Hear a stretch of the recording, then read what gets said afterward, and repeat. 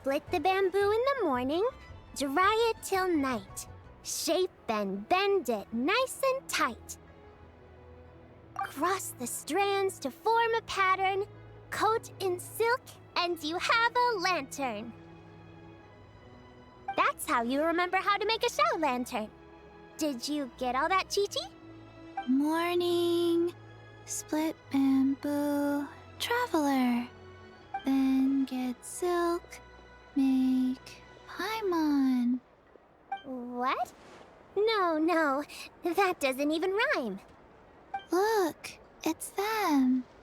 Hey, Yao! Hey, Chi-Chi! Whoa, Traveler! Paimon, you're here! Happy Lantern Rite!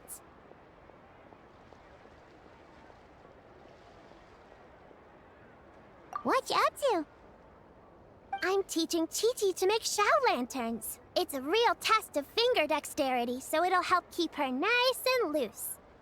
Yes, I do finger exercises to be a nimble zombie. Wanna try too, you two? Oh, okay. Well, we need a whole bunch this year so it doesn't get too dark at night. Too dark? What does that mean? Dr. Baiju has patients who got hurt walking at night. The moon disappeared, so it was too dark to see. The moon disappeared? Like, behind the clouds? It was Jeonju, the moon devourer. Changshan told me about it, but now I forgot. It's an old myth from Chenyu Vale about a giant toad in the sky that eats the moon. What? The moon gets eaten? It's just a story. It's not like there's actually a giant toad in the sky.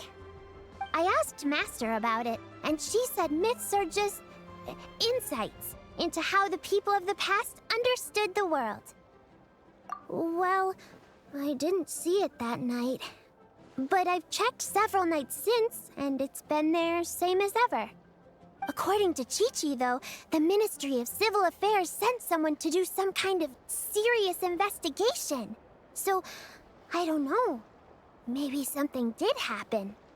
The Ministry of Civil Affairs? This is starting to sound bad. It's okay. You can fly. Even if it's too dark, you won't fall and get hurt. Yeah, exactly. So turn that frown upside down, Paimon. Or someday you'll get a whole bunch of wrinkles and wake up looking like an old granny. What? Okay. No more frowning. But the Traveler can't fly. She could still fall and hurt herself, right? Don't worry. That's what the shout lanterns are for. As long as we make enough, Liyue Harbor will never go dark. Yeah, and there's the giant lantern too. Oh, right! I almost forgot. Look!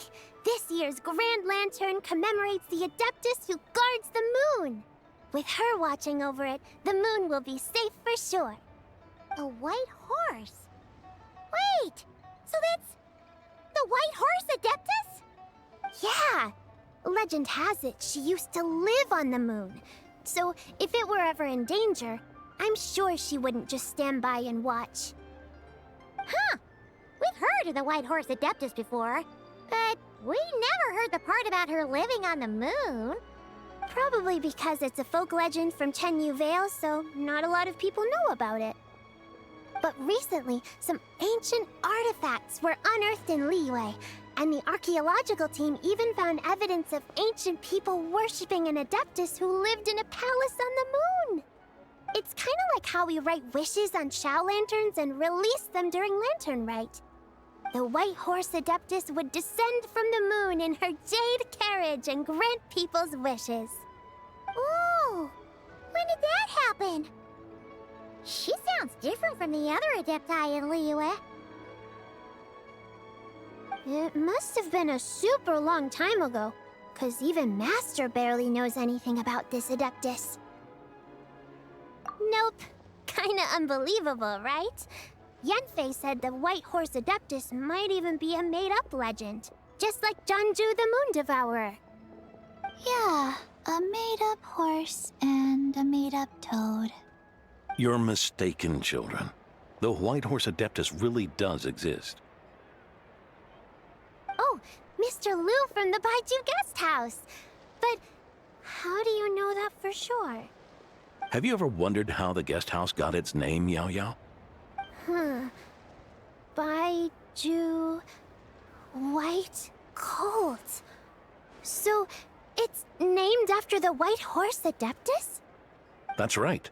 And that's because one of my ancestors was once blessed by the White Horse Adeptus. Wait, really? Tell us more! Tell us more! It was a long, long time ago, when this ancestor of mine was still a young girl. She was out gathering herbs and accidentally fell off a cliff, but the White Horse Adeptus rescued her. Oh, that's it? Paimon was expecting something a bit more... special? We've heard a whole bunch of stories like that before. Patience, young one. Let me finish. After the White Horse Adeptus saved my ancestor, she told her a story about the moon and the ancient kingdom of long gone. My ancestor was so captivated that she completely lost track of time. So much so, in fact, that when she returned to her village, she found nothing but a desolate ruin in its place. It was as if, without her knowledge, countless years had passed in the mortal world. Huh? The most extraordinary part of all is that it turned out to be a dream. When she woke up, she found herself at the bottom of the cliff, right where she had fallen. Other than her medicine basket, now filled to the brim with rare herbs, it was as if nothing had happened, until out of nowhere, a horse's whinny echoed through the air, and when she looked up, she saw a pristine white horse leaping over the cliff. A white horse leaping over the cliff? Wow, that sure is a crazy story. But now, it's starting to sound a bit too far-fetched. Another skeptic.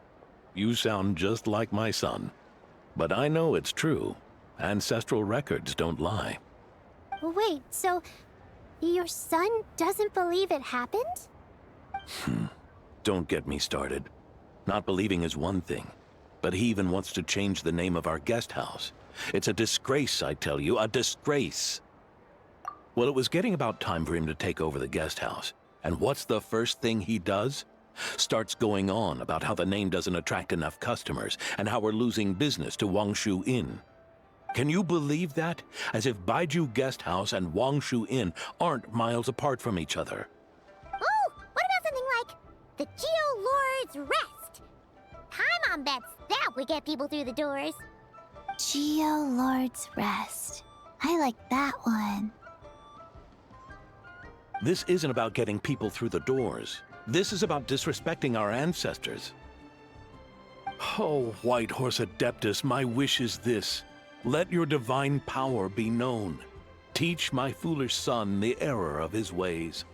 Paimon wants to learn more about this Adeptus. Hey, maybe we should ask Zhongli. Good idea! Mr. Zhongli is super knowledgeable. He can answer questions even Master has no clue about. Yeah, we just saw him having tea at third round knockout. Alright, then that's our next stop. Chi-Chi and I are gonna keep making Shao lanterns. Careful on the road. Goodbye, Paimon. Goodbye, traveler.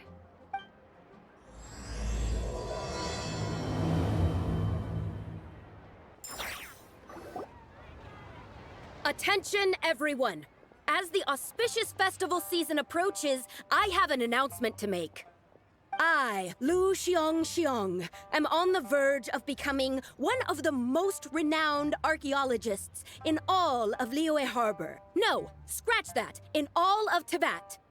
Even though I never trained at a prestigious academy, I've still managed to dig up tons of treasures. And I understand practically a whole dictionary's worth of big words, too.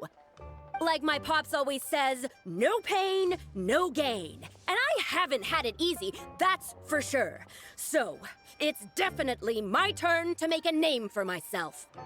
What's the deal with her? No idea. Maybe she ate a bad batch of perch stew? What? You don't believe me? I'm telling you, I dug up treasures from the ancient nation of Longan. I even got a picture of Jeonju devouring the moon. Long gone? Jeonju? What is she even talking about? Sounds like she's a few perches short of a stew, if you know what I mean. So what if blackback perch stew is my favorite? Stop talking about me like I'm not here.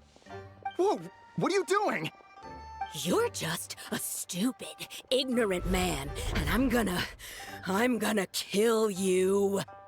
Young lady, you need to calm down. What? So you're looking down on me now too? How about I take you both out then? How does that sound? This is a place for dining. If you wish to take me out, you'll have to do it elsewhere. Don't act like you're better than me. Do you know who I am? I'm about to be the most famous archaeologist in all of Liyue. No, Teyvat! Show me some respect. It's respect you want? Very well. For the sake of the other customers, we'll do this your way.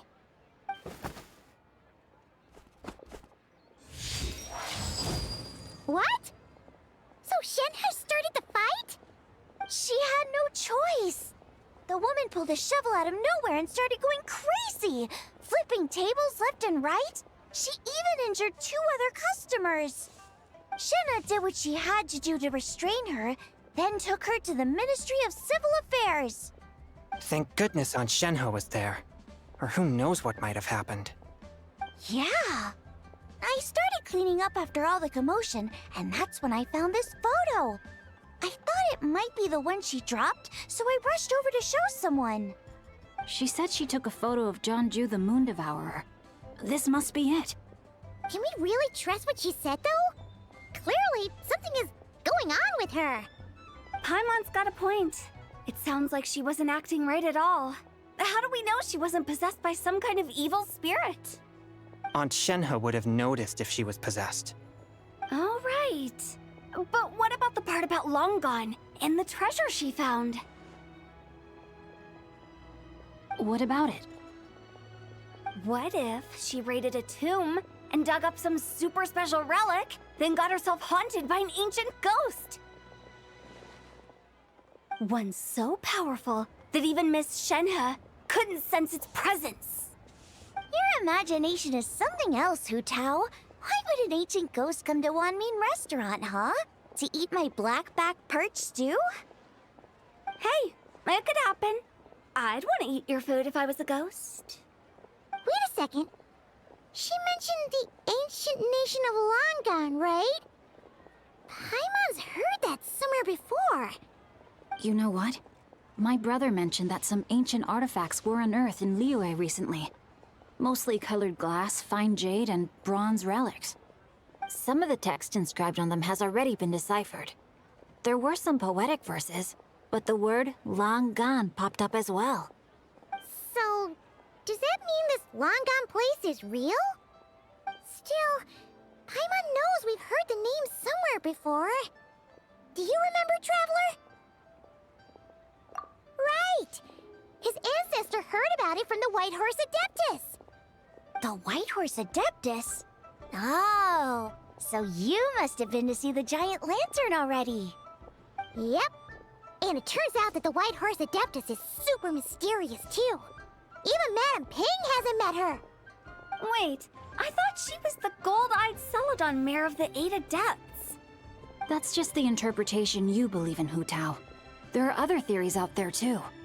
The elders of Qingce village believe that during the Archon War, a white horse leapt from a clear spring transforming into an Adeptus who aided Rex Lapis in battle. In Chenyu Vale, some of the tribes take her to be the Daughter of Time and trace her deeds to an even earlier era.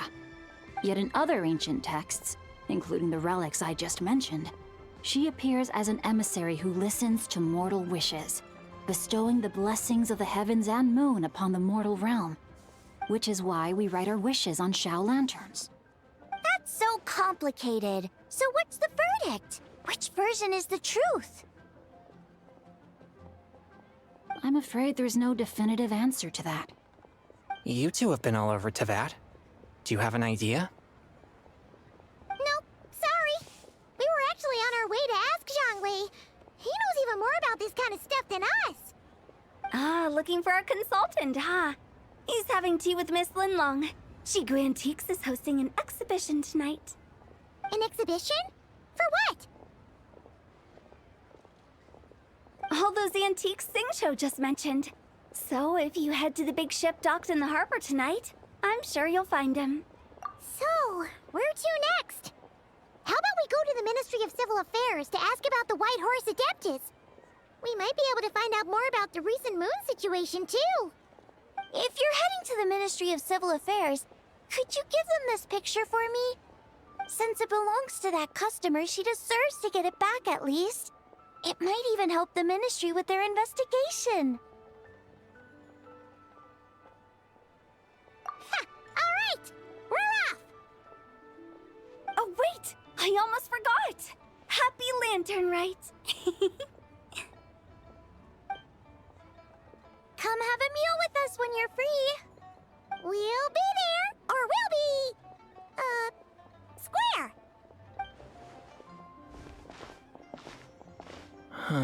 Thinking about it now, could it be possible that photograph was a fake? A fake? You mean like the customer fabricated it to gain academic recognition? Nice one, Chongyun. I never even thought of it like that. How about we go check out that place tonight? I know exactly where it is. All right. I'll get scolded if I get home too late. Live a little, Singcho. You act like this is a first for you. Worst comes to worst, we'll get Xiangling to cook you something delicious, okay? Well, when you put it like that, I suppose it's worth the risk. You were just waiting for the promise of free food, weren't you? Fine. It's a plan then. We'll meet up tonight. And your grandfather is of the same opinion, Miss Lanyan? Yes. On Laternlit, the moon shall go dark. That's what the signs are indicating. Celestial observation isn't Grandpa's strong suit. But he discussed it with several other elders from our clan, and their conclusion was the same. It's consistent with the information we've received from other sources as well. You mean the whole thing? About the legend of Jeonju the Moon Devourer? Happening in real life? Yes, that's one of them. So it's true. I thought it was just a rumor. It's true. But right now, the bigger issue is that all our sources indicate the phenomenon's gonna happen again. I'm not sure this bodes well. Let's remain optimistic for now. We're making progress interpreting the artifacts, and Ganyu is consulting with the Adepti as we speak. Besides, apart from the incident at Wanmin Restaurant, there haven't been any other moon-related disturbances. Ningguang, Keqing, and Lanyan! You're all here! Oh, Traveler! And Paimon! It's been a while. Happy Laternlit. Yes, happy Laternlit. What brings you here, though? I thought you'd be in the harbor enjoying the Shao lanterns. You're certainly not the type to visit Yujing Terrace for no reason. Is there something I can help you with? What? We're not allowed to just drop in on our friends during the festive season? I was only teasing. You're welcome to visit us anytime you wish. Happy Laternlit.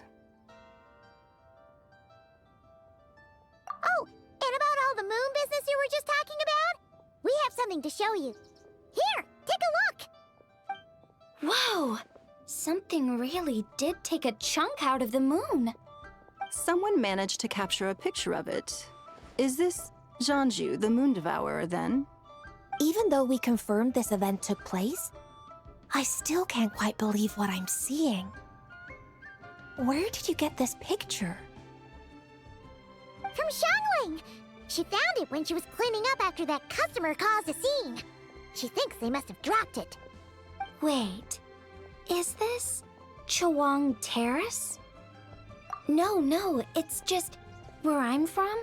It said that Chawang Terrace was where the ancient people of Chenyu Vale communicated with the heavens. And in this picture, the moon happens to be right above Chawang Terrace. I was just surprised, that's all. It's probably just a coincidence. That's interesting because the ancient people of Chenyu Vale migrated there from the chasm area. The chasm? So, that place is involved too? According to our investigation, that customer you just mentioned, Lu Xiangxiang, her father and grandfather are merchants in Liyue Harbor, and her mother and grandmother grow tea in Chaoying Village. A few days ago, she left her home in Chaoying Village to join a civilian archaeological team funded by Hoishan Hall, and ended up excavating some artifacts in the chasm area. These artifacts were then entrusted to Shigu Antiques and are set to be featured in an upcoming exhibition. Then, of course, the incident at Wanmin Restaurant occurred. We suspect something happened during the excavation that left her with quite the shock. And now, it seems like she also went to Chawang Terrace and took that picture of the moon disappearing. The chasm? Chawang Terrace? Things are getting pretty complicated. She's not in a good mental state, so we took her to Boo Boo Pharmacy to get some help. Why don't you come with me to check up on her? At this point, you seem invested in this case too. Then let's head there now.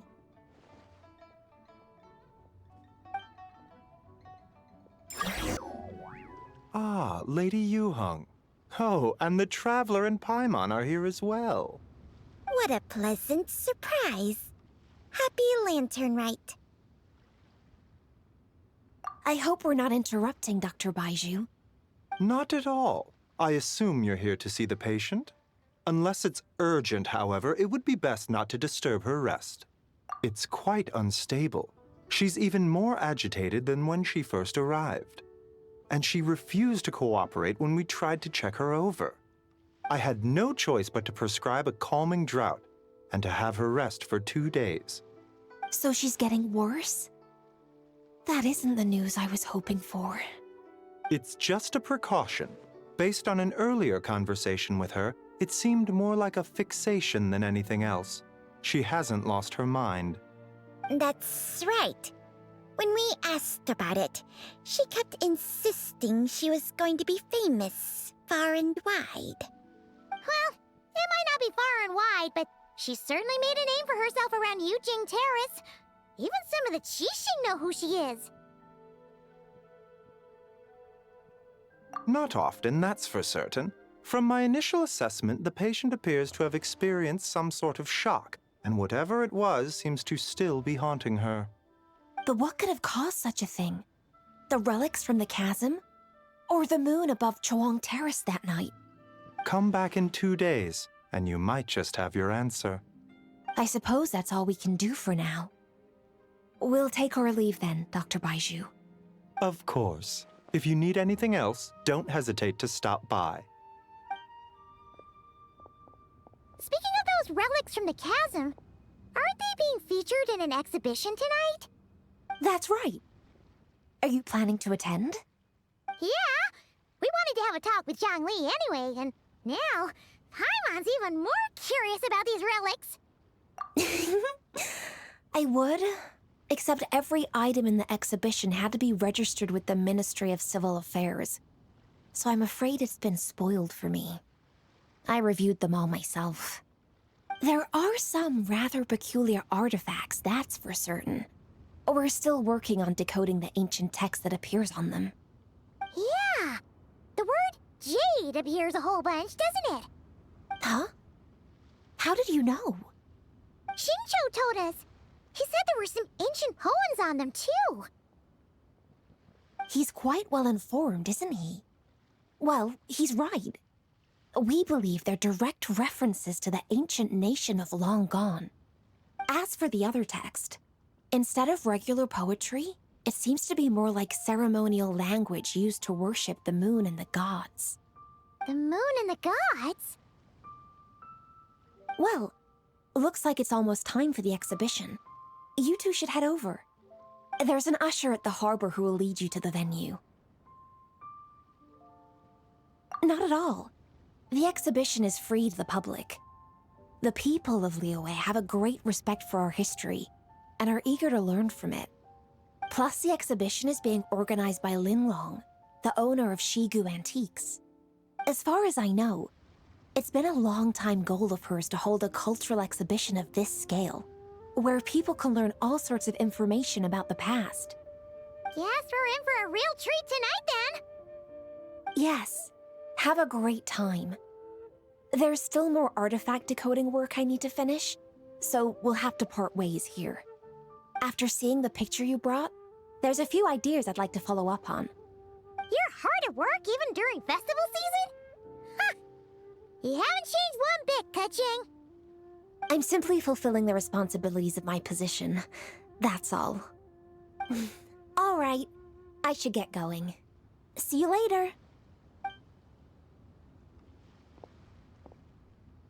Well, guess we should head over to the harbor and find that usher. Whoa! Look at all the antiques on this ship! It's almost too much to take in! Greetings. I trust you've been well since last we met? Aha! Speak of the devil! You're right where Hu Tao said you'd be. Ah, so Director Hu gave me away, did she? Don't act like you're up to some super secret business.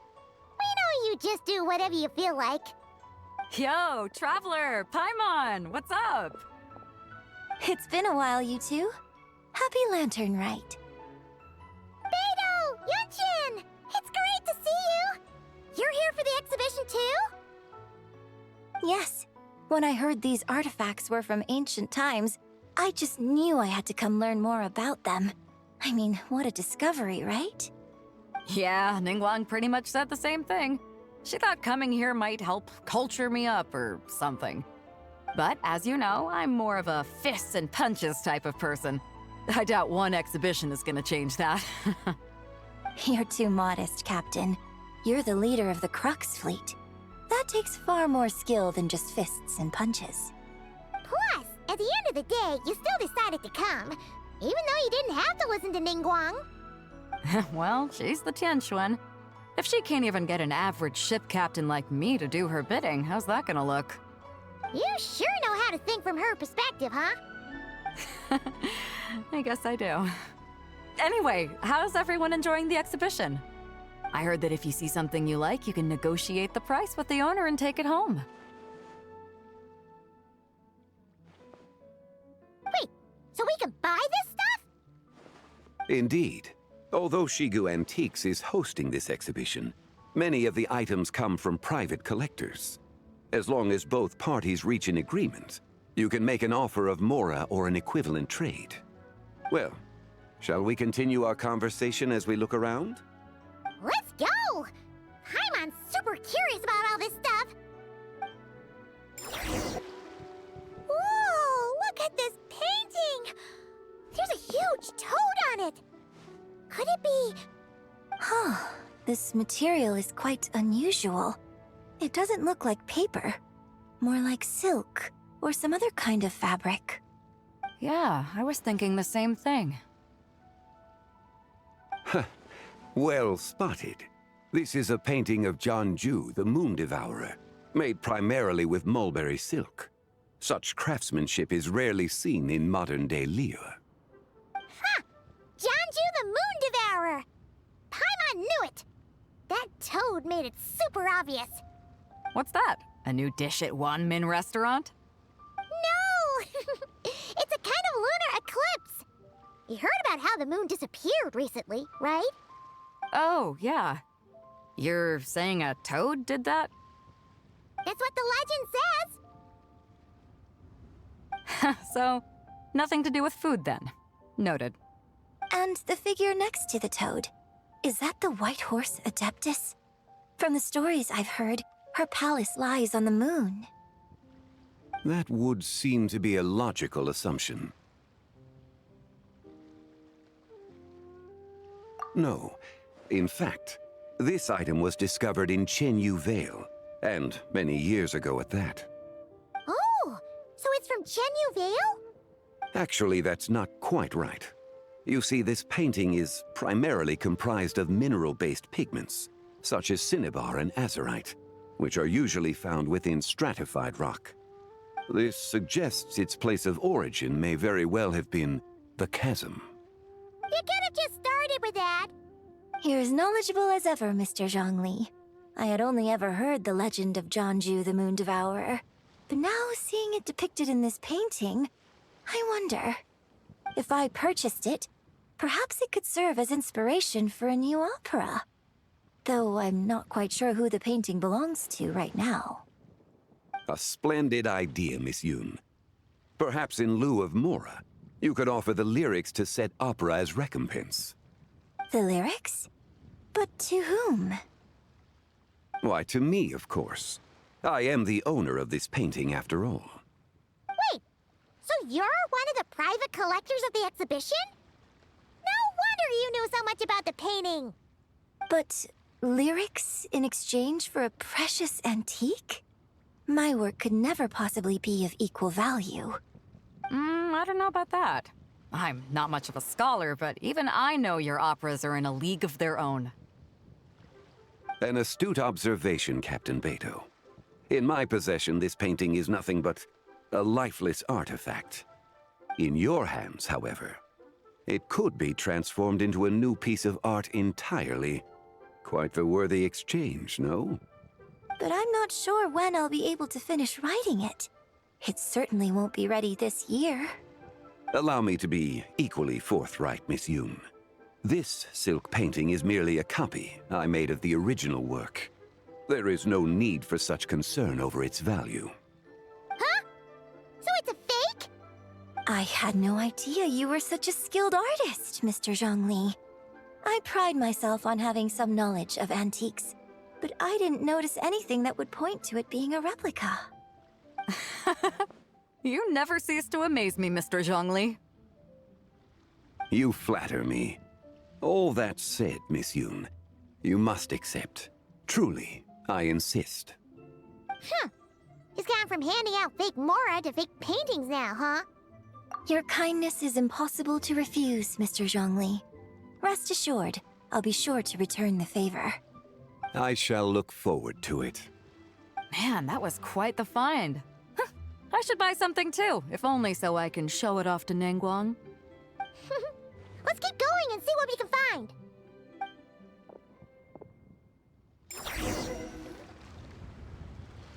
Wow. This bronze war chariot is really something. It must have quite the story behind it. I've never seen anything like it before. Do you know what this is, Zhongli? Ah.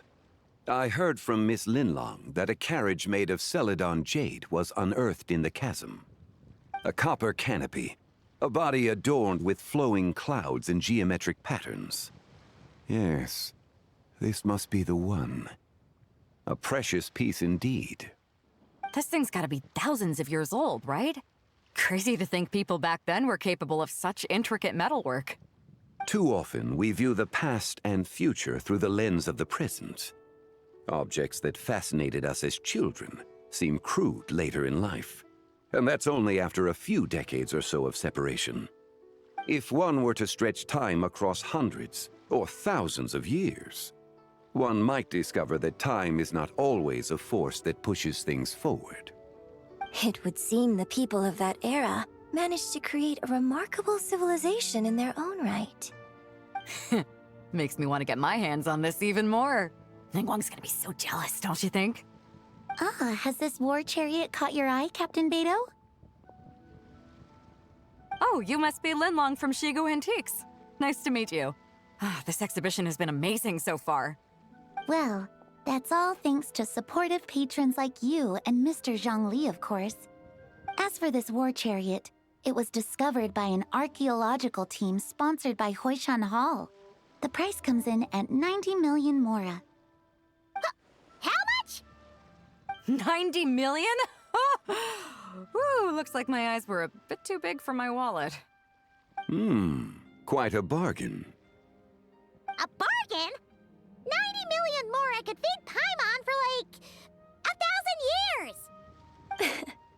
And if you actually went on an eating spree that long, perhaps you'd be considered an antique worth that kind of mora, too. What, 90 million? Nuh-uh! Paimon's worth way more than that! Well, if Mr. Zhongli thinks it's a good deal, I'm sure it's worth it. Beidou's putting way too much faith in Zhongli. What if he's only here to drive up sales? I'll take the chariot, Miss Linlong. Someone will come by with the payment. Quite the discerning eye you have, Captain. After the exhibition ends, I'll have someone deliver it to the Alcor. Actually, could you send it straight to Yujing Terrace? I'd like for the Tianquan to see the proof of my discerning eye for herself. Understood. Great! Yunjin and I both found something. What about you three? Want to keep perusing? And don't worry about the mora, it's all on me. Nobody's going home empty-handed tonight.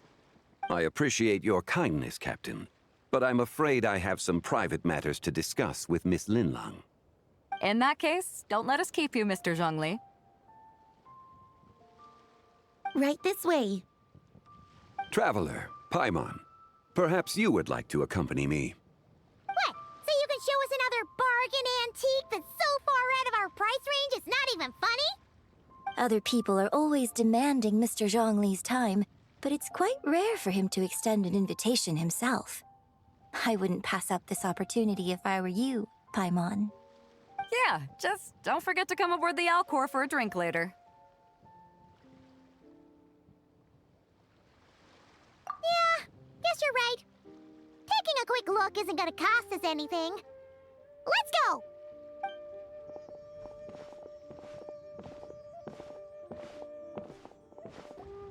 These are all the jade pieces that were found, Mr. Zhongli. Wow! So many styles! What kind are these? These are a type of ceremonial jade. You're familiar with Chenyu Vale's rain jade, Rite, yes? Oh, yeah! So these pieces are all used in the rain jade ceremony? Well, you may not know, Paimon, but before the rain jade rite came into practice, Chenyu Vale was known for a different ceremonial tradition that also involved jade. The bee is used to honor heaven, the Tsong to honor earth, the Gui to honor the east, the Jiang to honor the south, the Hu to honor the west, and the Huang to honor the north. These form the 6 ritual jades. It's unfortunate, however, that Miss Linlong's set is missing both the Gui and Hu pieces. Oh, I know. These jade artifacts are from such an ancient time. It's proved difficult to track them down, even for our establishment. No matter. You happen to have precisely the piece I was looking for. Huh? This broken jade token? I didn't expect this to catch your eye, Mr. Zhongli. It isn't one of the 6 ritual jade. An affect belonging to an old acquaintance of mine. An old acquaintance? One of your collector friends, Mr. Zhongli? You could say that. Traveler, take a closer look.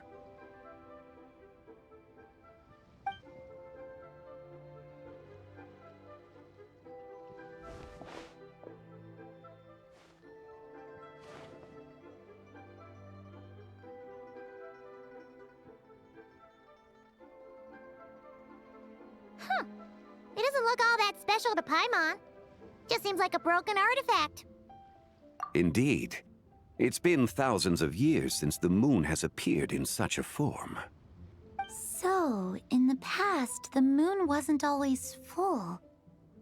Then, could this missing chunk be from when Jianzhu devoured part of the moon? It's worth looking into. Your insight is invaluable, Mr. Zhongli. I had no idea how special this piece was. Since it has caught your interest, allow Shigu Antiques to cover the cost. Oh, that is far too generous, Miss Linlang. Not at all. I've always wanted to give people a chance to appreciate these snapshots of history. So holding an exhibition like this has been a lifetime wish of mine. And it never would have been possible without your help, Mr. Zhongli. I merely put in a good word with a few acquaintances of mine. And it had a profound impact. Without your recommendation, I doubt half of these collectors would have come to the exhibition. So, on both a personal and professional level, I owe you my thanks, Mr. Zhongli. Wow! Zhongli actually did something useful for once.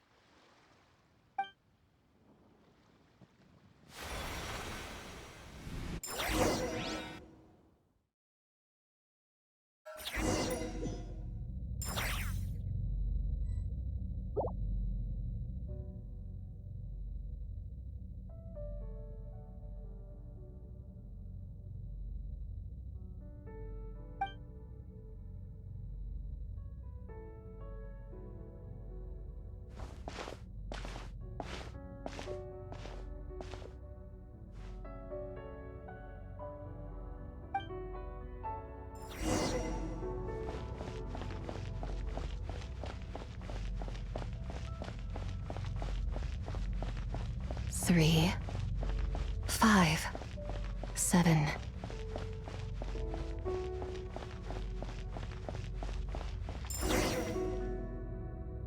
$11, 13, 17, 19, 23, 29.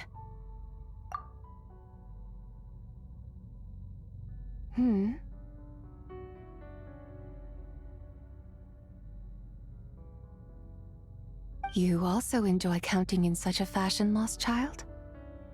The same loneliness as them. It seems to exist in your heart as well. Me? I'm sorry, I don't remember. The shadow of the moon? Or a dream of time? I'm sorry. No one has asked me such things before. I've been here for so long. There is much I have forgotten. I know nothing of your arrival. All I know is the longing in people's hearts. Yet, I sense the moonlight's guidance within you, child. Perhaps that is what brought you here. You seem confused. Perhaps I can help in some way. The path home is... that direction. I believe someone told me that before. But I was never able to reach the end. You should take a look. No need. It would seem... my time has already run out. Farewell. May the moonlight ever shine upon you.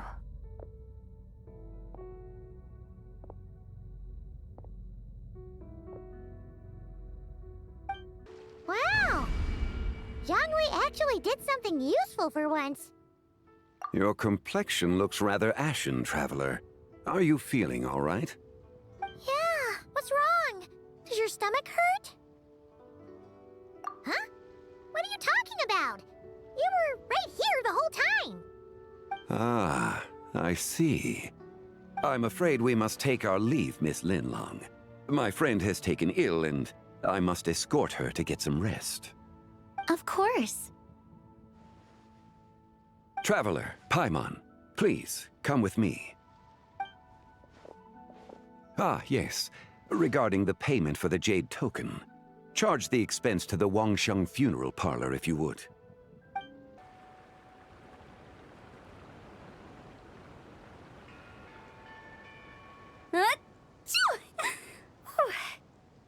someone's thinking of me. But this late at night? Must be that consultant of yours. I bet he's out there spending all year more at the exhibition.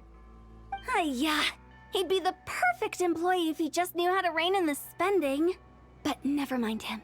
Let's focus on the moon. We gotta see if it gets eaten tonight. I don't think it's going to happen. We've been out here all night, and the moon's the same as ever. It is quite late, and Chongyun's getting tired. How about we head back? We can come back another time. Head back? Already? Actually, I do have a new dish I'm testing out tomorrow. And as part of my New Year's resolution, I'm trying not to oversleep. All right. Guess it just wasn't meant to be. Let's go.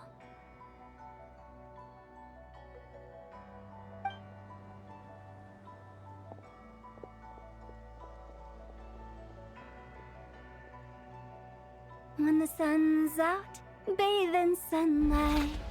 When the moon's out, bathe in moonlight.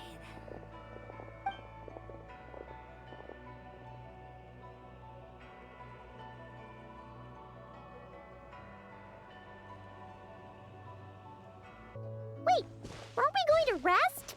Why did you bring us here? Because I imagine the traveler would like to know what just happened to her. Oh, right. Ugh, Paimon's confused, though. She could have sworn you were there the whole time. Oh, how is that possible? It sounds like her spirit formed an inexplicable connection with the being in that space. Ah, you suspected from the beginning, didn't you? Indeed, the being you met is the fabled White Horse Adeptus, and the original owner of this jade token. Her name is Zibai. Wait, does that mean she's inside this token? No, she does not reside within this token, but rather within the moon's shadow. This token is merely a medium. Word has it you accomplished quite the feat in Notcry. You and your friend brought the Frost Moon back to Tevat. Tell me, did you ever wonder about the other moon? The one that hung in its place for thousands of years? We never really thought about it, but it must have been a fake, right? A fake moon! Indeed, it was false. Its true nature, nothing but a projection of the moon. It also happens to be the prison that confines Zibai to this day. Wait, the White Horse Adeptus is trapped inside that projection? Then we need to rescue her! But the moon in the sky right now is the real one, right? Where did the fake moon go? And why can't Paimon see it? With the return of the true moon, the shadow naturally lost its place in the heavens. Now, it is disintegrating bit by bit. It's a process that comes and goes. When it occurs, it looks like the moon is being obscured by a black shadow. But when it stops, the shadow disappears and becomes invisible to the eye. So, you're saying there's an invisible fake moon blocking the real moon right now? Indeed. Okay, this is not what Paimon was expecting. My hypothesis is that people's wishes could be what trigger the periods of disintegration. After all, when you experienced that episode just now, it was precisely when Miss Linlong spoke of her own wish. Wait, is that because the White Horse Adeptus answers people's wishes? The legend must be true then. So, that means the more wishes we make, the faster the fake moon will disintegrate, right? Then it won't be long before the White Horse Adeptus is free! Quite the contrary. After countless years trapped inside, the two have merged into one. When the moon shadow is gone, Zibai will cease to exist in this world. Oh no! So, by bringing the moon back, we actually hurt the White Horse Adeptus? Do not burden yourself with such thoughts. Because of your actions, a promising opportunity has presented itself to us, Let us not forget, what is crumbling is also precisely that which imprisons her. Yes, and that is why I invited you here tonight. Your connection to that broken jade token confirms that you can do what I envision. However, while I had hoped to receive your assistance, this matter could have significant ramifications. I must admit a certain reluctance to implicate you in more of Tevat's secrets. Often, the deeper one's knowledge of such matters, the harder it becomes to extricate oneself from them. You are someone who once traveled through the boundless sea of stars. I cannot help but wonder, perhaps it is wrong for your fate to become too entangled with the fate of any one world. Such is your conviction, then. Since journeying beyond Liyue, you have had ample time to reflect on these matters, it would seem. Very well. The first secret I must reveal is that Zibai has long since passed away. The being within the Shadow Moon is merely one of the 3 deadly selves she severed before her death. Wait, the White Horse Adeptus is dead? Weren't you supposed to tell us how to fix this? Now it just seems even more impossible! Please, remain calm, Paimon, and allow me to explain. The 3 deadly selves is a practice used by those engaged in spiritual cultivation. The intent is to sever the 3 vice-laden mortal selves to reveal one's true, pure self beneath. However, Zibai's 3 selves are more complicated in nature. Because in the moment before her death, someone preserved the shattered essence of her soul and placed the fragments within her 3 deadly selves. If we retrieve the 3 fragments of her soul, there is a chance we can restore her presence in the mortal realm. So that means we can bring her back to life? Yes, provided we retrieve the fragments of her soul's essence from the 3 deadly selves. Indeed, the being you encountered was Zibai's first deadly self, Ziju. After Zibai's death, she ascended to the heavens and became one with the Shadow Moon. The essence that resides within her is a heavenly soul, also known as Taiguang. Thus, this self is the closest to Zibai's true nature. That said, because she is trapped within the Shadow Moon, we have no choice but to seek out the other 2 soul essences first. Then we can unite them as one. Her second deadly self is called Ziju. After Zibai's death, she fell into a slumber deep beneath the earth in what is now known as the Chasm. The essence within her is the Earth Soul, also known as Xuangling. She is the self that inherited most of Zibai's memories and wisdom. The chasm? So, do we have to go there to find her? That won't be necessary. I sensed her presence on the jade carriage from earlier, the one at the exhibition. It's possible the return of the Frost Moon awakened her, and she emerged from the chasm alongside that batch of ancient artifacts. Wait, that must be why you agreed to help with the exhibition! To investigate the artifacts! Indeed. So in truth, Miss Linlong was the one who helped me. The third deadly self is Zichao. The essence within her is the human soul, also known as Yojing, Zibai's shade. Thus she is the most free-spirited among the 3. She lent me her aid during the Archon War 1,000 years ago. But later, as her powers waned, she retreated into the mountains. I imagine finding Zichao should prove the most troublesome, so I shall take it upon myself to track her down. So, we need to find the second deadly self, right? But where do we even start? Locating her should not prove difficult. In life, Zibai was fond of mortals, and as the self who inherited most of her memories and wisdom, Ziju should be the same. It's possible she has possessed someone, and is meandering the bustling streets of Liyue Harbor as we speak. Possess someone? Wait, are you thinking what Paimon's thinking, Traveler? What if she raided a tomb and dug up some super special relic, then got herself haunted by an ancient ghost? Exactly! Lu Xiangxiang! It seems you have a lead in mind already. She'd still be at Boo Boo Pharmacy. She was super agitated when she first got there, so Baishu gave her some calming medicine and told us to come back in 2 days. Do you think it could be her, Zhengli? It's quite possible.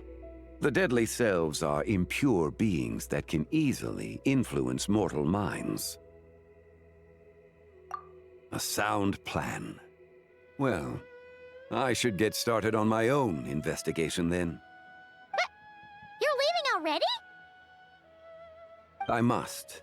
Zichao went into hiding after the Archon War. If I am to have any success tracking her down, and there's no guarantee, I should start sooner rather than later. But there's still so much you haven't told us! Like, who the White Horse Adeptus actually is, and how she died in the first place! Not to mention who it was that preserved the fragments of her soul. Should our endeavor prove successful, then naturally those answers will follow. If not, speaking of them would be rather meaningless. It would seem that this is a question you are unwilling to set aside. Very well. I shall tell you. It was the Avatar of Time. Ah, so you know of her existence. The ruler of time saved her soul. Indeed. Preserving what remained of Zibai's soul in the moment before her death. Only the power of time could be capable of such a thing. However, there is no telling what effect it has had on the 3 deadly selves. In other words, you must exercise caution when seeking out Zije.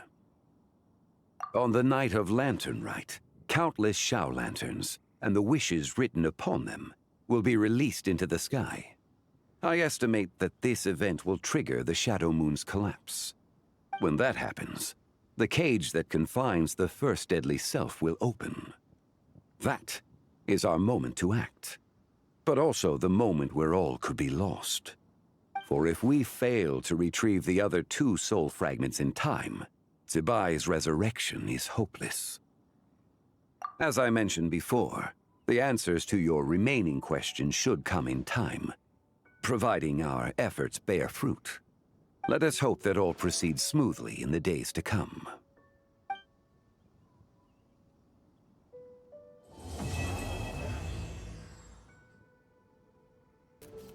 So let me get this straight.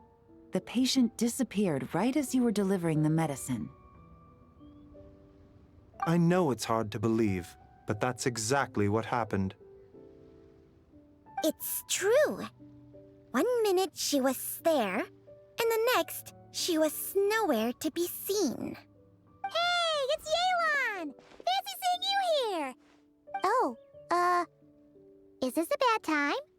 Not at all. Just a small roadblock in the case I'm working. Ningguang asked me to investigate a patient named Lu Xiangxiang. If you're here to find her too, then you're out of luck, I'm afraid. She went missing this morning. What? According to Dr. Baizhu, the patient vanished right under his nose. But it just seems like that should be impossible. There 1 second and gone the next? Pretty sure Xiao can do something like that. Then you're suggesting this Lu Xiangxiang is the Vigilant Yaksha in disguise? Or some other Adeptus? Guess not. But this is so weird. How can a living person just vanish into thin air? Unless Linny decided to take his act to Liyue? Who is this Linny you speak of? He's... Oh, never mind. Paimon's just grasping at straws. Let's set aside the how for now, and focus more on the where. You mentioned this patient has a strong obsession with achieving fame and recognition? Yes. She kept talking about becoming a renowned archaeologist and making a name for herself. So, are we looking for a place where it's super easy to become famous? I think we should check out the Xiao Lantern crafting stalls. Because it's easy to become famous by making Xiao lanterns? Not exactly. When the people of Liyue need a solution to a problem, their first thought would be to pray to the gods and the Adepti. If her wish is to become famous, she might write it on a Xiao lantern in the hopes that the fabled White Horse Adeptus might make it come true. That certainly sounds probable. Turns out, the White Horse Adeptus might be a lot closer to home than she thinks. What was that? Nothing! Let's go check out those stalls!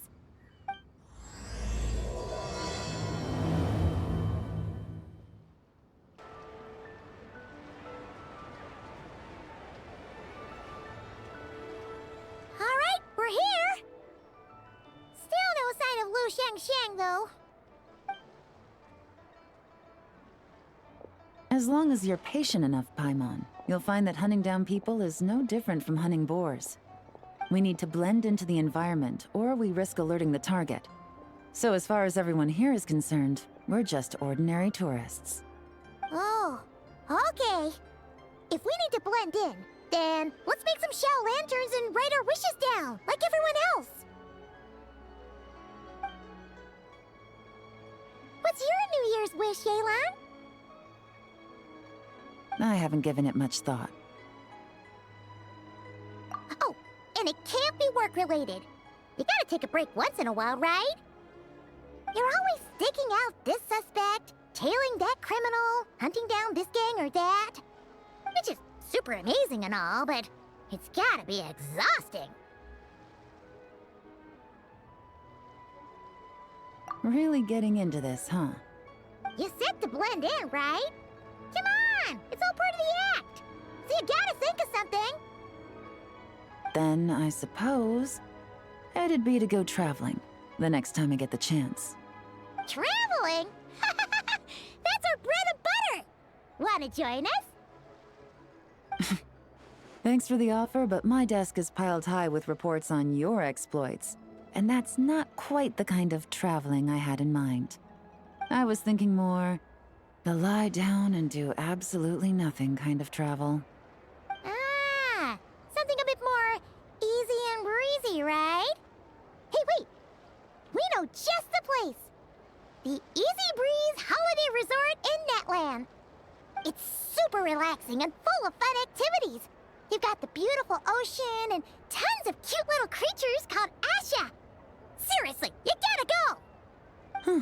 I suppose I'll have to check it out. Hey guys, happy Lantern Rite! What a coincidence! You here to make Xiao lanterns too? Well, it's that time of year, am I right? Thought I'd join in on the fun. You can't have Lantern Rite without making one of these. What you gonna wish for? Aw, man, it's kind of embarrassing, but whatever. The truth is, the mighty mythical beasts are seriously struggling with recruitment. So I'm hoping to find a few apprentices and teach them the art of wushu dancing. Awesome! Shurfugami, here we come! Whoa there, Paimon! One step at a time. I actually need to find people first. Yeah, but Paimon bets people will jump at the chance to learn from you! Well, I wouldn't be so sure.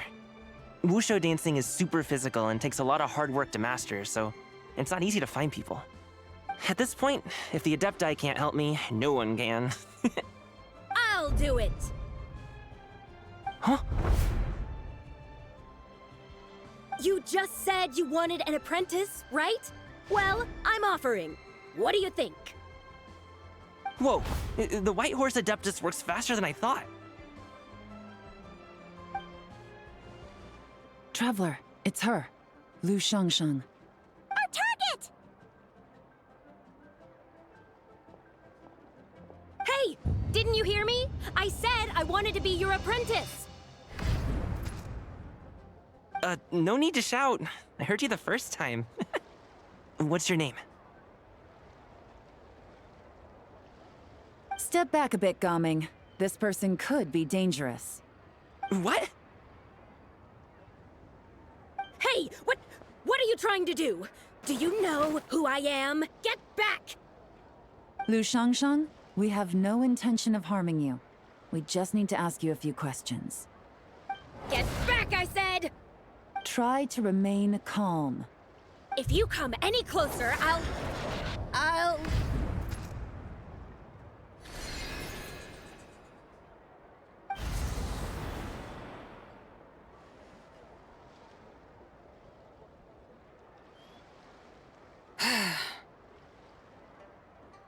Little wisp of a being. How are you able to see me? So what if I am? Leave at once! You, a mere mortal, whose own life hangs by a thread, would dare reach for the power of life and death?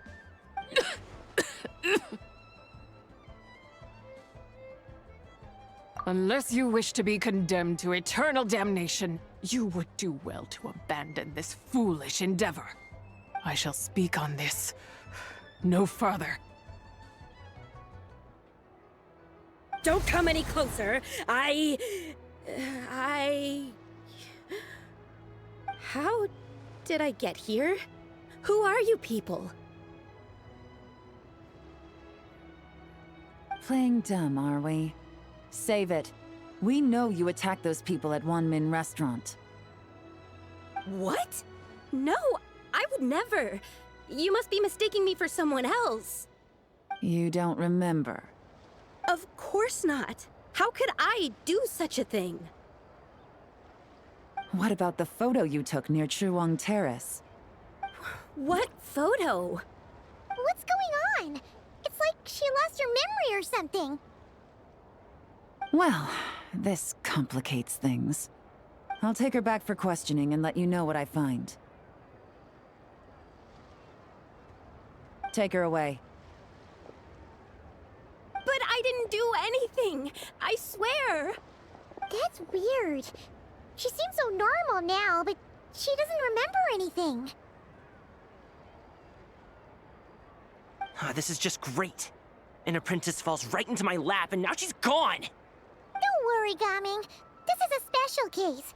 Paimon's sure you'll find one soon. Unless you're gonna pony up and offer a real solution, Paimon, I don't want to hear it. Gaming? What's up with... I'm done here. I'm gonna go find an apprentice, and I won't take no for an answer. Gaming, wait! Is it just Paimon, or was Gaming acting super weird just now? What?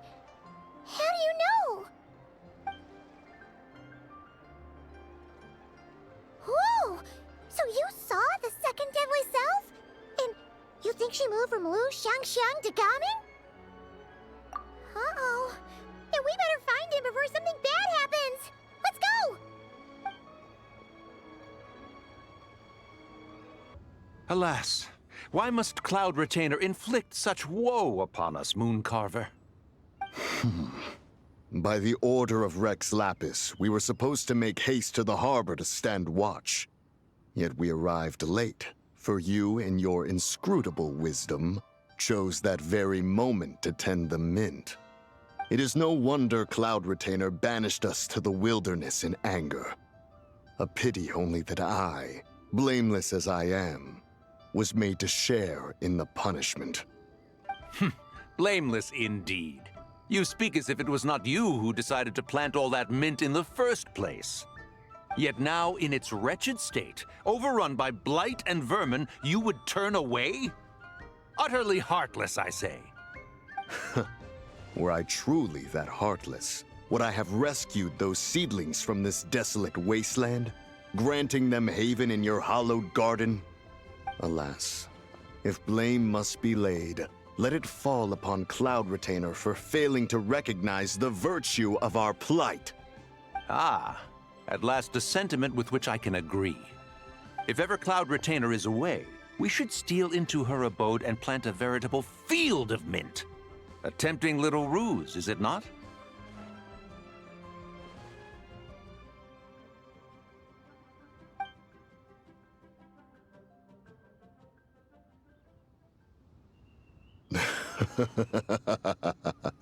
Positively ingenious.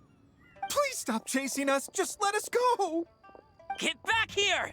If you keep running, I'll kill you! Please, we don't know anything about wushu dancing. Just leave us alone. What? You think I'm not good enough to teach you? Just agree to be my apprentices, and then we can talk. That child looks somewhat familiar. Ah, it appears to be the wushu dancer from Liyue Harbor. I have seen him perform on occasion. Come, let us take a closer look. Has trouble befallen you, young one? Perhaps we can offer aid. Oh, thank the gods. Please, sir, you have to help us. This guy's trying to force us to become his wushu dancing apprentices, and he won't take no for an answer. Oh, so it is you who require aid, not the other way around. Get out of the way, old man! This is between us. Preposterous. You dare to presume we are of a mature age? Listen here, brazen youth. Skilled you may be in the art of dance, yet your offstage demeanor leaves much to be desired. Hold on, Mountain Shaper. Something is amiss. Look closer.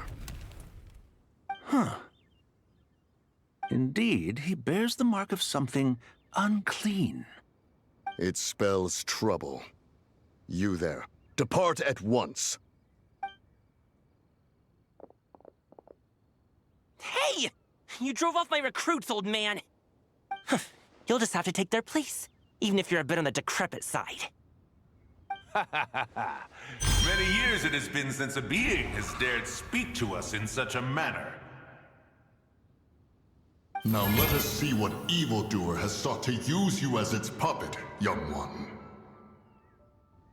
You two, you're Adepti! Does that strike fear in your soul? Whoa! Two Adepti recruits just fall right into my lap? That white horse sure knows how to grant a wish. Coming! Slow down! Wait for us! Jeez, take a hint, will you? I told you to stop following me! Traveler, Paimon, keep your distance from this youth. Evil has taken a hold of him. We know! It's one of the White Horse Adeptus' deadly selves! She's possessing Gaming! The White Horse Adeptus' deadly selves? Could it be that Rex Lapis called us to Liyue Harbor for this very reason? Hey! What are you two whispering about over there? Who's gonna be first apprentice and who's gonna be second? It doesn't matter! I'm not the kind of Sufu who plays favorites. Insolent spirit! Be gone from this child at once!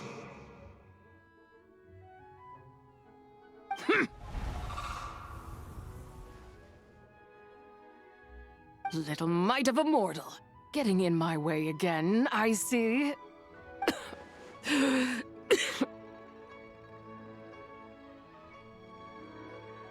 That is no concern of yours. No, only by doing it myself will I find peace. Otherwise, rage will consume me.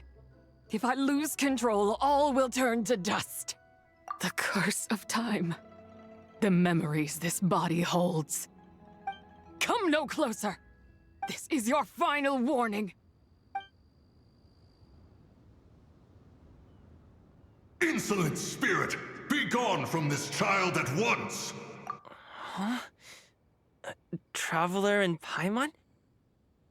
And two Adepti?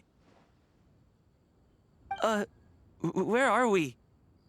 Weren't we just making Xiao lanterns in the harbor? Gaming! You're back! Ah! The sun is most scorching. Agitation stirs within me. I require cooling mint to beat this heat. And speaking of, Cloud Retainer has scorned this verdant wonder long enough. It is time for her to feel its wrath. The wrath of Mint! Mountain Shaper, where are you going? Oh no! Now Mountain Shaper's acting weird! Oh, you don't think it spread to him, do you? Spread to him? Quickly now, explain to me what has been happening.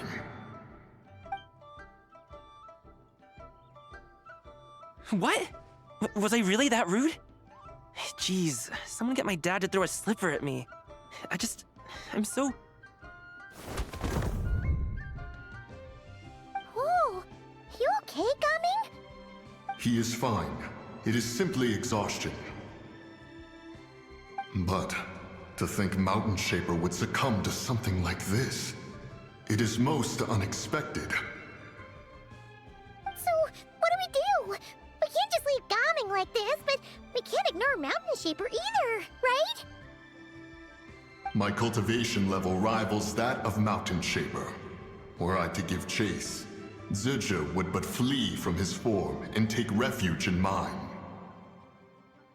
Seek out Streetward Rambler.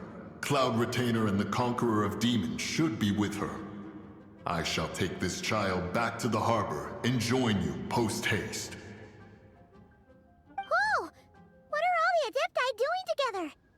Rex Lapis charged us with keeping watch over Liyue Harbor should danger rear its head. I dare say this is the very crisis he anticipated. Come, we must devise a strategy before confronting Zibai. The White Horse Adeptus? You mean the mysterious white mare that aided Rex Lapis during the Archon War? Even if it's not her, there must be some connection. She always avoided us back then, and I never knew why. Rex Lapis's recent trip seems to be related to this person as well. Xianyun! Madam Ping! Xiao! Great! You're all here! Ah, Traveler. It has been quite some time. Oh, happy Laternlit Paimon. You're as lively as I remember. I trust things have been well. Sorry, Madam Ping. No time to catch up. Something terrible has happened. What is it? Has Mountain Shaper gotten himself into trouble? Mooncarver is here with you, but he is not.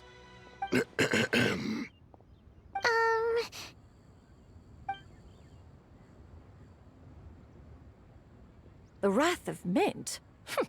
That old fool dares to utter such nonsense behind one's back. Yeah, that's not really our biggest concern here. So, even a mere deadly self of the White Horse Adeptus was able to possess Mountain Shaper and affect his mind. No wonder Rex Lapis told us to gather here and await his orders. Mountain Shaper's cultivation is inadequate. He was caught unprepared. Were it one of us, Zibai would hardly have found a vessel quite so... ready for the taking. Hey! That's not what you said earlier! Where is Mountain Shaper now? A question that hardly bears pondering. Obviously, he intends to plant mint in the vicinity of one's abode. Ah, then he poses no great threat. We might as well let him be. Once he fulfills his wish, it's possible that Zibai will relinquish him of her own volition. Your ulterior motive is most obvious, Mountain Shaper. You two hope for Mount Outsong to be covered in mint. One can see it clear as day.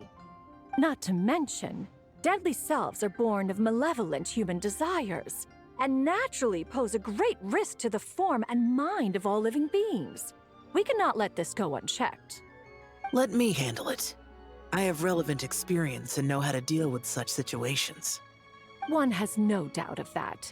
Yet your involvement would likely end in armed confrontation. In one's own estimation, the time for such measures has not yet come. Before his departure, Rex Lapis knew that Zibai was active in Liyue Harbor, yet told us only to wait. It would seem, then, that Rex Lapis did not believe extreme measures were warranted here. Yes, this is quite a peculiar case. After all, Zibai's possession does not seem to come with ill intent. It's more like she's guiding those she possesses to fulfill their own wishes. There is another matter of import, however. I sense tremendous resentment emanating from her. What could be its source to render her so unable to find peace? She was talking about the White Horse Adeptus memories, right? From what the Traveler said, it seemed like she was about to explode with rage. But why? With Rex Lapis away, if we wish to understand that which occurred in the past, we shall have to ask her directly. She also mentioned the Curse of Time. What could that be about? Perhaps erosion. Indeed. We are of the same mind. I heard that ancient clans in the mountains once regarded the White Horse Adeptus as the daughter of time. It seems there was some truth to that, after all. The Daughter of Time. Cursed by time? Time does not treat everyone equally. The longer you dwell in this world, the more it takes from you. Then what do we do? One has devised a solution. Based on what you have told us, it seems that Zizhi is in the habit of leaping to a different host when provoked. One's plan is for us to block all escape routes while you confront Mountain Shaper, forcing Zizhi to reveal herself. Then, if prior experience stands, she will have no choice but to possess you. However, not only are you able to sense it, you are also unaffected by the peculiar state of stasis. In other words, in that moment, you would have the chance to either subdue or persuade her. That is akin to walking straight into the lion's den. Allow me to go instead. Yeah! Isn't this plan a bit too risky? Why doesn't Paimon try first? After all, even if she got possessed, it's not like she would pose a danger to anyone. Paimon's wishes aren't all food-related, you know. One would not suggest this course of action if one had any such reservation. Time and again, the Traveler has proved immune to Zizhi's influence. Consider for a moment why that might be. Oh yeah! That's what the First Deadly Self told you, right? Perhaps your time in Nodcry left you with the blessing of the newborn moon goddess, Traveler. And this White Horse Adeptus clearly has a profound connection to the moon. Indeed. Indeed. I see. Have you other concerns, Conqueror of Demons? I was just trying to fathom why Rex Lapis left without explaining the situation in detail. But now I think I understand. Rex Lapis entrusted this matter to the Traveler, which means in his estimation, the Traveler must be the key to its resolution. So I have no other concern. I trust Rex Lapis, and I trust you. Then we are all in agreement on proceeding with this plan? Very well. We should depart at once, lest we lose our chance. Let us see whether that old fool truly dares to face one's abode with mint. 1 mint, 2 mint, let us plant a whole slew of mint! Once I reach 10,000, Cloud Retainer's abode shall be Mount Outsong no more, but rather Mount Mintsong! Oh, to behold the look on her face when she is confronted with such verdant splendor! Mountain Shaper, you dare disturb the tranquility of one's abode! Do not take personal offense, Cloud Retainer. He is not in control of his faculties. Exactly. Let it go this once. Zizhi is the one driving him to do this. Huh? But Zizhi just helps people fulfill their own wishes and desires. Not now, Paimon. Oops. Sorry, Mountain Shaper. Paimon might have just thrown you under the bus. When he wakes up, we shall have words. Everyone, to your positions.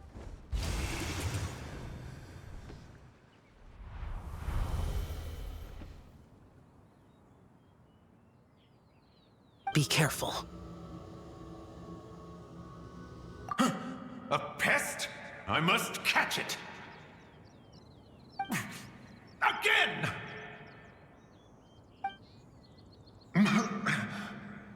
Oh, young one, it is you! Don't tell me. Cloud Retainer sent you? Ha! Such brazen insolence! Such presumption. Such boundless avarice. That wretched adept's impudence knows no end. If she dares lay a finger on my garden, I shall smash her cuisine machine to pieces!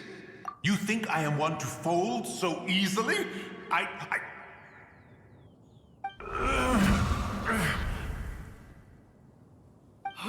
Insolent mortal!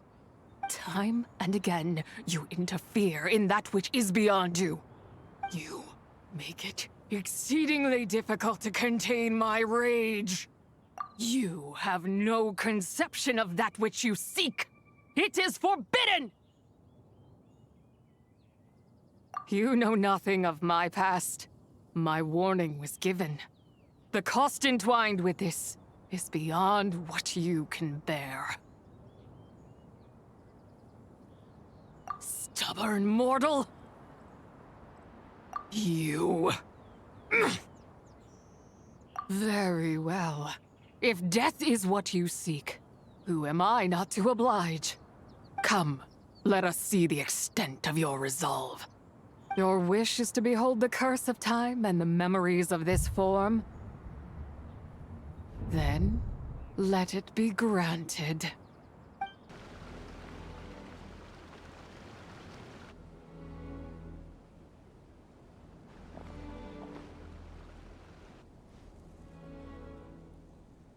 You who seek death, stand before me.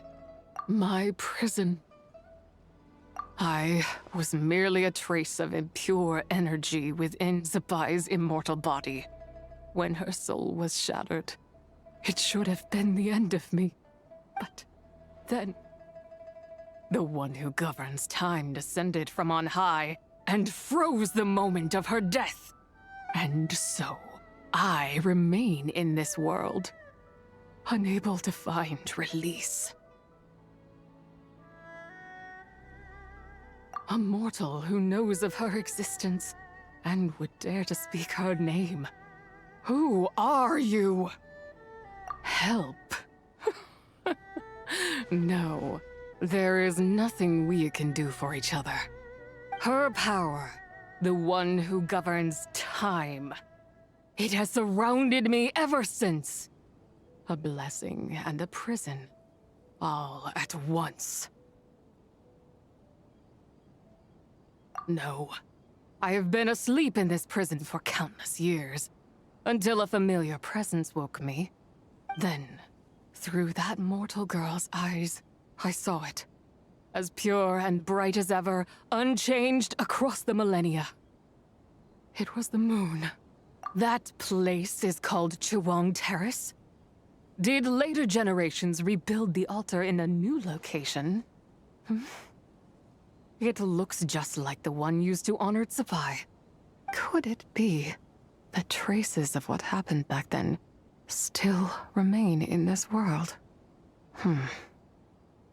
That memory is embedded deep within the essence of Zibai's soul.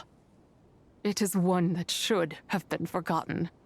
Yet, it is precisely that which haunts my every waking moment, fuels my rage, and denies me a modicum of peace. Now you, a mere mortal, come to seek that which is forbidden. So, let us see whether the fire that fuels your ambition is a hero's wisdom, or a fool's courage. I shall relinquish control over this body's curse, and let it devour everything within sight. Run as fast as you can, lest this prison become your grave. Look, it draws near. The river of time, come to sweep all into oblivion. I shall wait for you at the end, mortal. Evade being swept up in its waters, and I will show you everything. Fail, and we shall sink into oblivion together.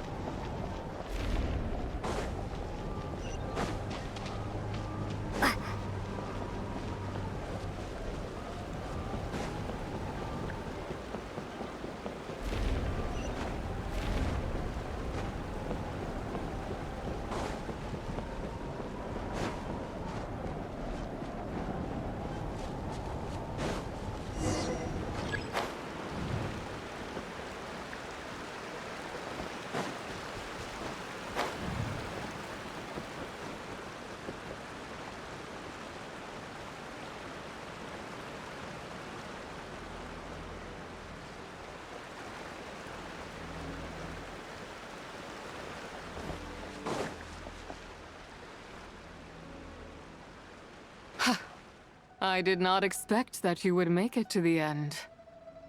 Yes, it would seem even time cannot hold you back. In that case, perhaps this truth is one you can bear. Come, let your wish be granted.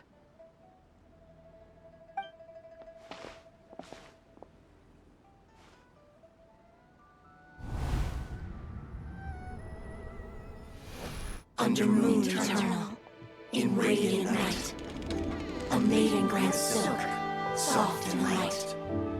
Under moon iridescent, in night divine, a maiden grants fiber for cloth so fine. Under moon of the frost, in night so great, a maiden grants tools to divine our fate. What are Mom and Dad doing? Shh, just make a wish. The kind Adeptus on the moon is listening.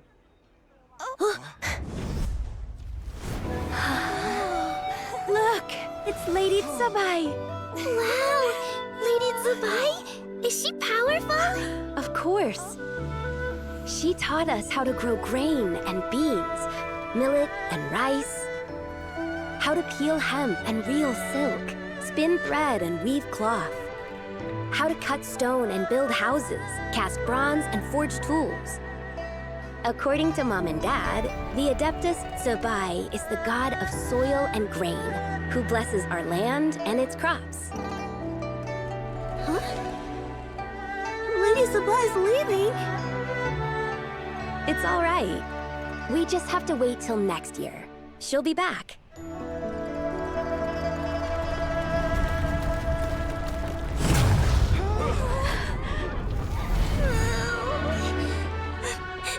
Mom and Dad are gone. Why hasn't Lady Zibai returned? She'll come. We just have to believe. What is that?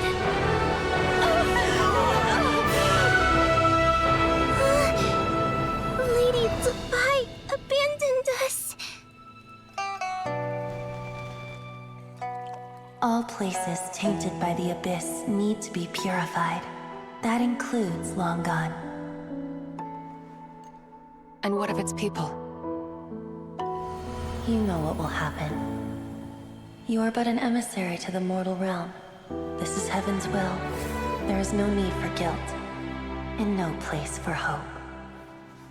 I wouldn't dare. But the people of Langan honor me, worship me, pray to me. If I do not answer, the guilt will be too much to bear. And if you do, you will meet the same end. Then as their god, I shall die among them.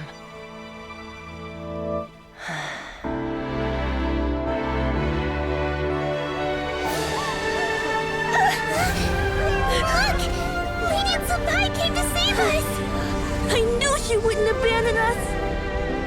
Run!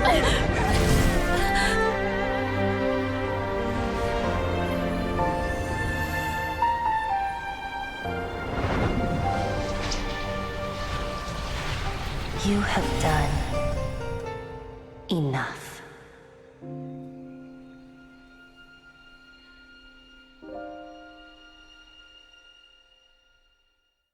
Now you know the truth.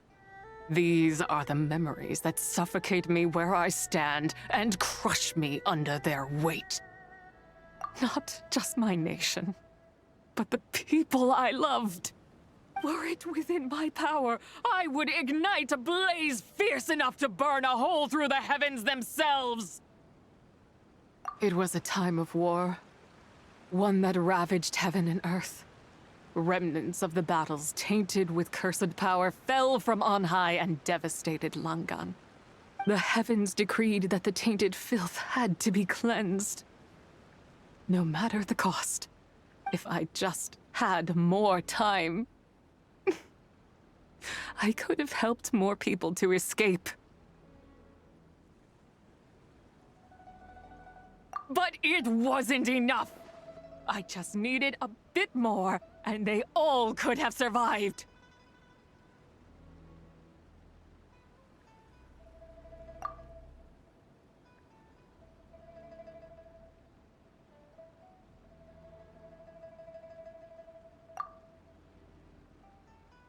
I never imagined there would come a day where I found peace. So long this rage has been within me. Yet here in this moment, it has stilled at last. Thank you. If you wish to bring Zibai back to life, mortal, then you may take the part of her soul that lives in me. Just remember, from this moment onward, the fate of Langan's fallen rests on your shoulders. And as I said before, I am but a remnant of Zibai's adeptal form, a manifestation of her wrath that was not meant to linger in this world. By taking away this fragment of her soul, you take away my shackles as well. So, let it be done. Ah, it's your turn to grant one of my wishes, is it? Very well. In regard to my fate, and that of Langan's fallen, I know there is little I can demand of you. However, should another raise a war banner against the heavens someday, let my name be set upon its cloth. I ask for this, and nothing more. Now, take what you came for. I was a lone moon, shrouded and dimmed in cloud-veiled night. Now darkness breaks, free and unburdened. I reclaim my light.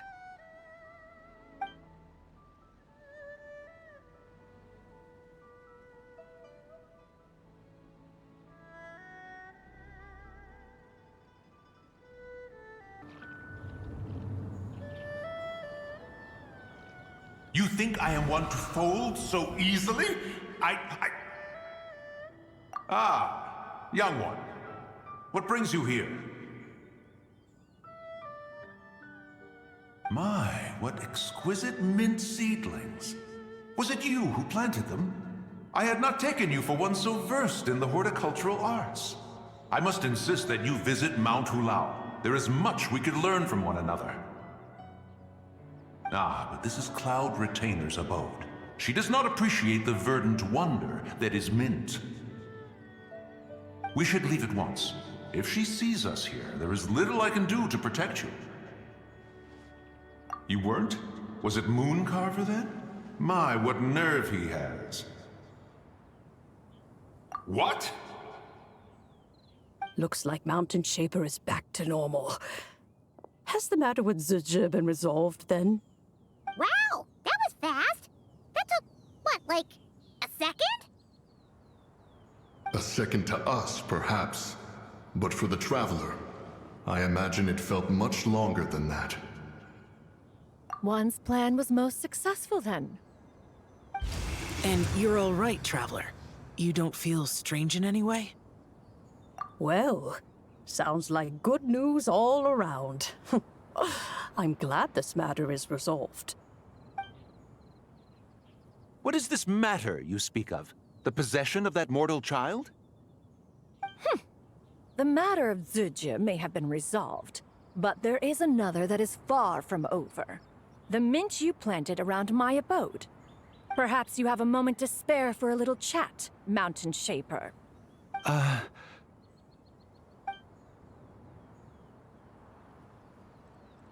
You seem reluctant to talk in detail about what happened with Zuje.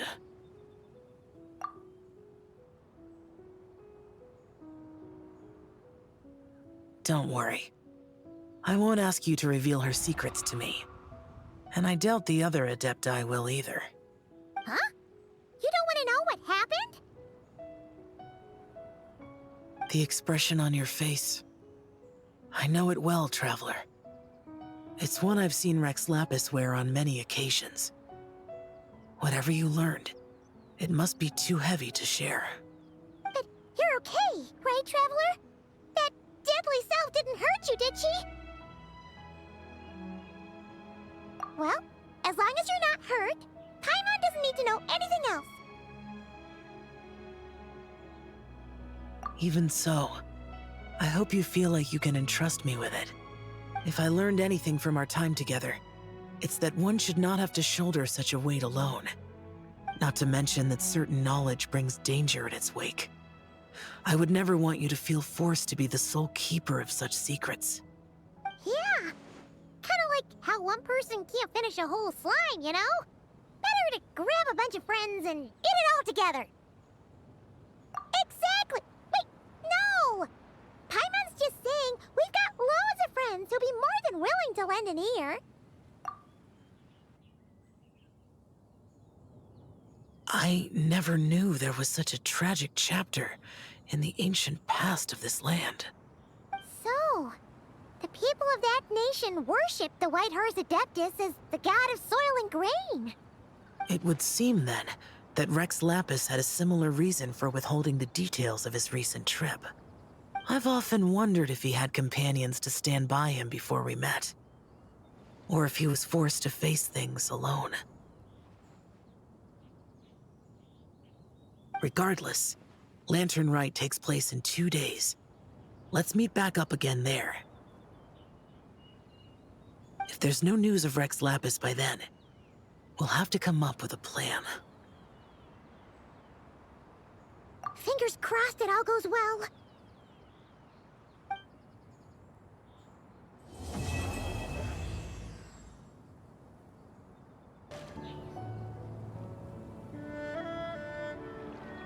Xiao! Cloud Retainer! Madam Ping! We're here! Any news on Zhongli? Wait, are we missing 2 Adepti? Well, Shenyun banned Mountain Shaper from Mount Outsong for 3 days. Oh, then what about Mooncarver? The scheme to plant mint in one's abode was one those 2 fools devised together? And when it comes to punishment, one does not discriminate. His banishment ends in 3 days as well. Wow, that's pretty harsh, Cloud Retainer. Let's get down to business. We have news of Rex Lapis. Huh? Isn't that... Yes, Rex Lapis's Geopillar. It descended from on high this morning. He must have sent it for a reason, but it does not respond to our touch. So, what does it mean? Is he in trouble? Not necessarily. It could be a message only a specific person is meant to receive. Traveler, you alone spoke to Rex Lapis before he left. Oh, so it must be for the Traveler. Give it a try.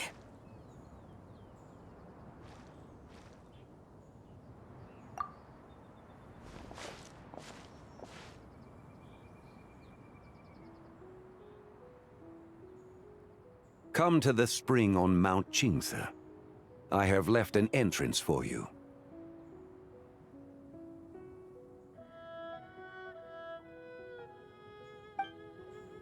Well? Just as one surmised, it seems that Rex Lapis will not countenance our involvement in this matter. That would not surprise me in the slightest. He's always had a soft spot for the Traveler, after all. But be that as it may, we have served Rex Lapis for millennia now. In other words, I'm sure this has nothing to do with favoritism. He's probably just trying to protect us. That's right. So you mustn't let your guard down, even if Rex Lapis is by your side. Alright, let's get going. We'll try not to keep you all waiting.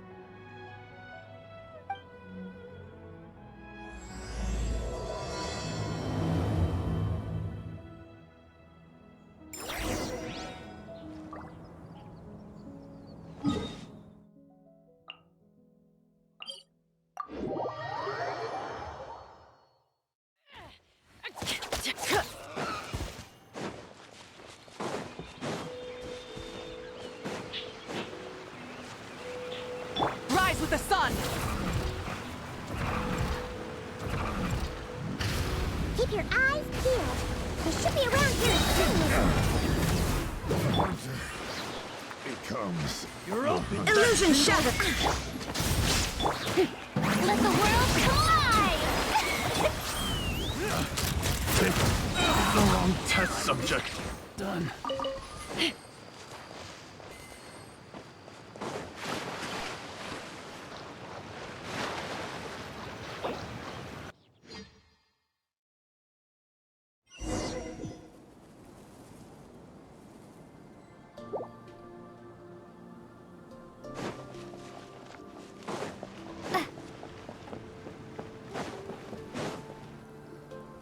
Who could have imagined that the once mighty Geo-Archon might end up so, sitting on a humble stool in the woods, quietly weaving moon lanterns? You really do look like an old man now. This is a Shao lantern, not a moon lantern. In ages past, when the gods waged war and the world was in turmoil, these lanterns were lit to guide fallen warriors back to their homes. Had you tarried in the mortal realm for but a little while longer, you might have become quite accustomed to them. Even so, it bears such a striking resemblance to the moon lanterns they used to offer up to the heavens. Could this truly be mere coincidence? Perhaps in some sense it is, yet in another, it isn't. For instance, who is to say that some of Langan's magnificent jade did not become part of the very foundations upon which Liyue Harbor now stands? It is conceivable that this ritual was transmitted in such a manner too. Now, let's not let ourselves get carried away. For all its splendor, do not forget that, in the end, even Langan could not escape its heaven-sent fate. Alas, it is just a pity that the little creatures of this world may never again lift their eyes to the moon, even should misfortune befall them. But you, Geo-Lord, now that you rule this realm, why take the trouble, not to mention the risk, to visit one who bears such profound guilt as I? Are you not afraid that you might be sullied by the curse of time that was laid upon me? There is no risk to speak of. At least, not in comparison to that which you took when you defied the heavens all that time ago. As I have stated, time and again, it was not I who defied the heavens. Geo-Lord, the ancient affairs of Langan have nothing to do with me, for I am but one of her deadly selves, severed before her demise. My name is not Zibai, but Zichao. Surely you did not take us for one and the same solely on the basis that we may all assume the form of white horses? Sorry to break it to you, but you seem to have found yourself the wrong white horse. Anyway, do tell me, what urgent matter brings you here? Very well then. I have come to ask for Zibai's shade. Oh? So, the Geo-Lord has set his sights upon Zibai's human soul. And what is it that you intend to do with it? The world outside is changing. With the new moon's birth, The confines of the Shadow Moon are gradually disintegrating. In other words, the heavenly soul is set to return. Consequently, strange phenomena have manifested within Longon's former domain, leading to the earthly soul's reappearance as well. The last of the trio, the human soul, is in your possession. Most intriguing. My intention is to gather all three together, so that an old friend may finally make her return.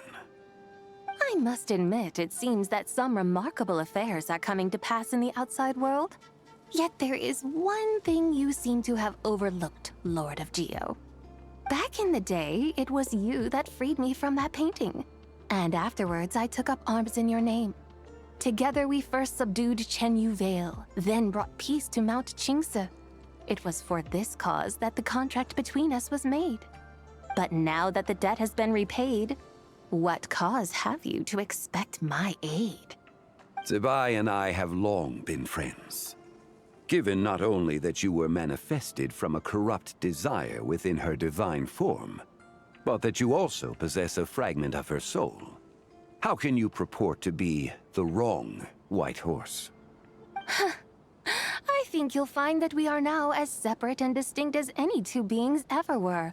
What once shone with radiant purity has long become dust. What you see is no longer what it was. Oh, great Lord of Geo, should this still be unclear to you, I bid you take your leave. It seems that the fault lies in my own lack of consideration. As you wish. I shall let this matter rest. Wait! One moment, if you will. Should this not be your opportunity to propose a new contract? The part where you make me an offer I simply couldn't refuse? Even those puny mortals know how to haggle when striking their bargains. Should you, the famed god of contracts, not likewise strive for success through negotiation? Come now, enough with the posturing. It's time to name your price. Very well. I had, in truth, prepared a new contract for your consideration. I knew you would not come before me unprepared. Yet, you should know that I want for nothing, for I live in the mountains, carefree and untroubled. Occasionally, I even find sport in teasing the mortals who stumble into my presence. Then why persist in telling them those ancient stories? I speak of what transpired before the sky collapsed and the earth sank into itself. That is merely my way of passing the time. And what of it? Would any believe, much less remember, the ramblings of a mountain hermit? Those tales have long since spread throughout the mortal realm. Who? Should my words prove insufficient, I invite you to see the world for yourself. To this end, I have found you a pair of trusty guides. The Lantern Rite is presently underway in Liyue, and should prove quite intriguing for you. So this, then, is the contract you have prepared for me? Indeed it is. Think of it as a contract for a one-day festive excursion. Surely you do not hope to offer this in exchange for Zibai's shade. The foundation of my very existence for a little excursion seems a little steep, wouldn't you say? Why not see for yourself? You can always decide afterwards. The final determination, of course, shall rest with you. Is that so? Then perhaps this deal might not be entirely off the table after all. Where then are these guides of which you speak? Hey, it's Young Lee! Oh, we've been looking for you everywhere. We thought you might have gone missing. You're here. So these are my guides. Well, well. They certainly look the part, I'll give you that. Guides? Oh, you poor innocent little creatures. The benevolent Lord of Geo has sold you to me, which means that for the rest of this day, you belong to me. Sold us to you?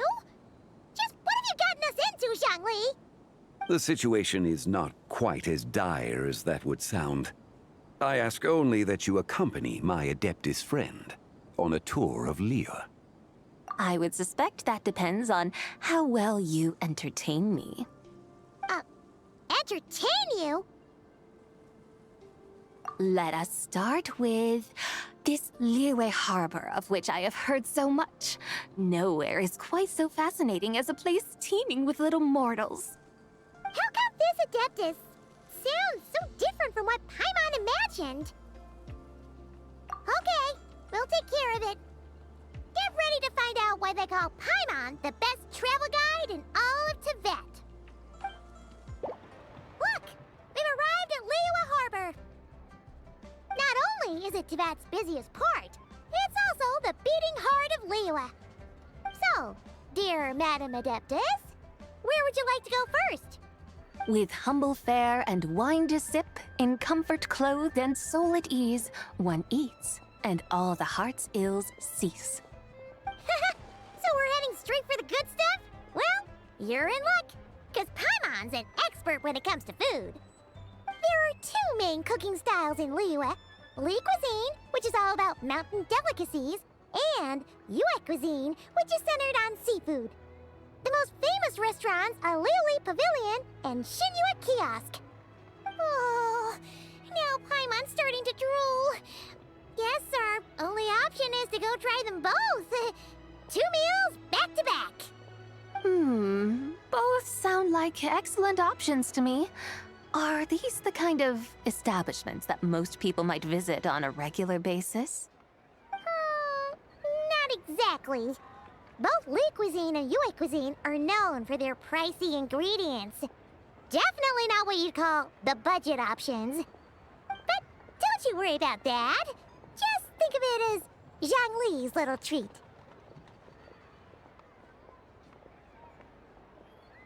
Come on! Aren't you supposed to be pals with Hu Tao? I'm unsure we can afford to spend a little more of her mora at least. Hey! All Paimon wants is to provide our Adeptus with the best possible experience here. Don't you want that too? Both certainly sound like worthy choices. Just now, though, I happened to see a porter pass this way. Where might individuals like him go to eat? A hungry porter, huh? Oh! Paimon knows just the place! Yep. Nothing fancy-schmancy there. Just tasty dishes made with simple ingredients in a variety of different styles. Most importantly, it's great value for money, too. No wonder everyone loves it, huh? Oh, and the owner happens to be a good friend of ours, too. One mean restaurant. Yes, even the name itself feels lively and down to earth. All right, let's make it our first stop. Yippee! That's a great choice, too. Alrighty, let's head over there right away. Paimon can't wait to dig in. Wamin Restaurant, here we come.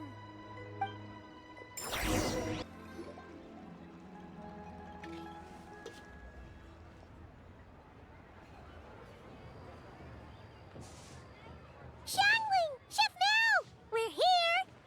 Oh, hello there. What a surprise to see you two. Welcome, welcome.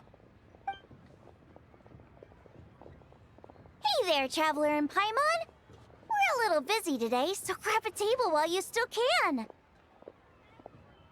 But I don't think I've met this lady before. Is she a new friend? You could say that. Oh, I see. Well, hey there. A friend of the Traveler's a friend of mine, too. Don't worry, we'll take good care of you. Just order whatever you want, it's on the house. By the way, I'm Zhangling. I cook here at Wanmin Restaurant.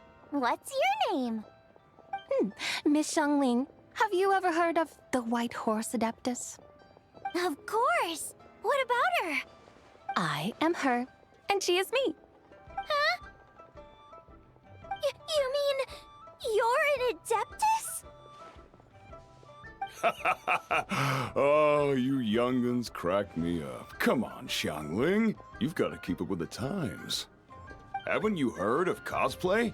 It's like a role-playing game where you dress up as famous characters and pretend to be them. Seriously, it's all the rage, and it looks like this young lady is quite the expert. Your friends sure keep their fingers on the pulse, huh, Traveler? Wow, Dad. Didn't know you were so tuned in. But how come I haven't heard about it? You gotta listen to our customers. Didn't I tell you to spend less time chasing after wild vegetables and more time making friends? You're even more out of touch than I am. Hey, I like making friends too. Isn't that what I'm doing right now? Anyway, even if it is just a costume, is it alright if I still call you Whitehorse Adeptus? Of course it's all right, because that's exactly who I am. Okay. I can see you're really committed to the role. How about I call you the real Whitehorse Adeptus instead? In that case, you can call Paimon the real traveler.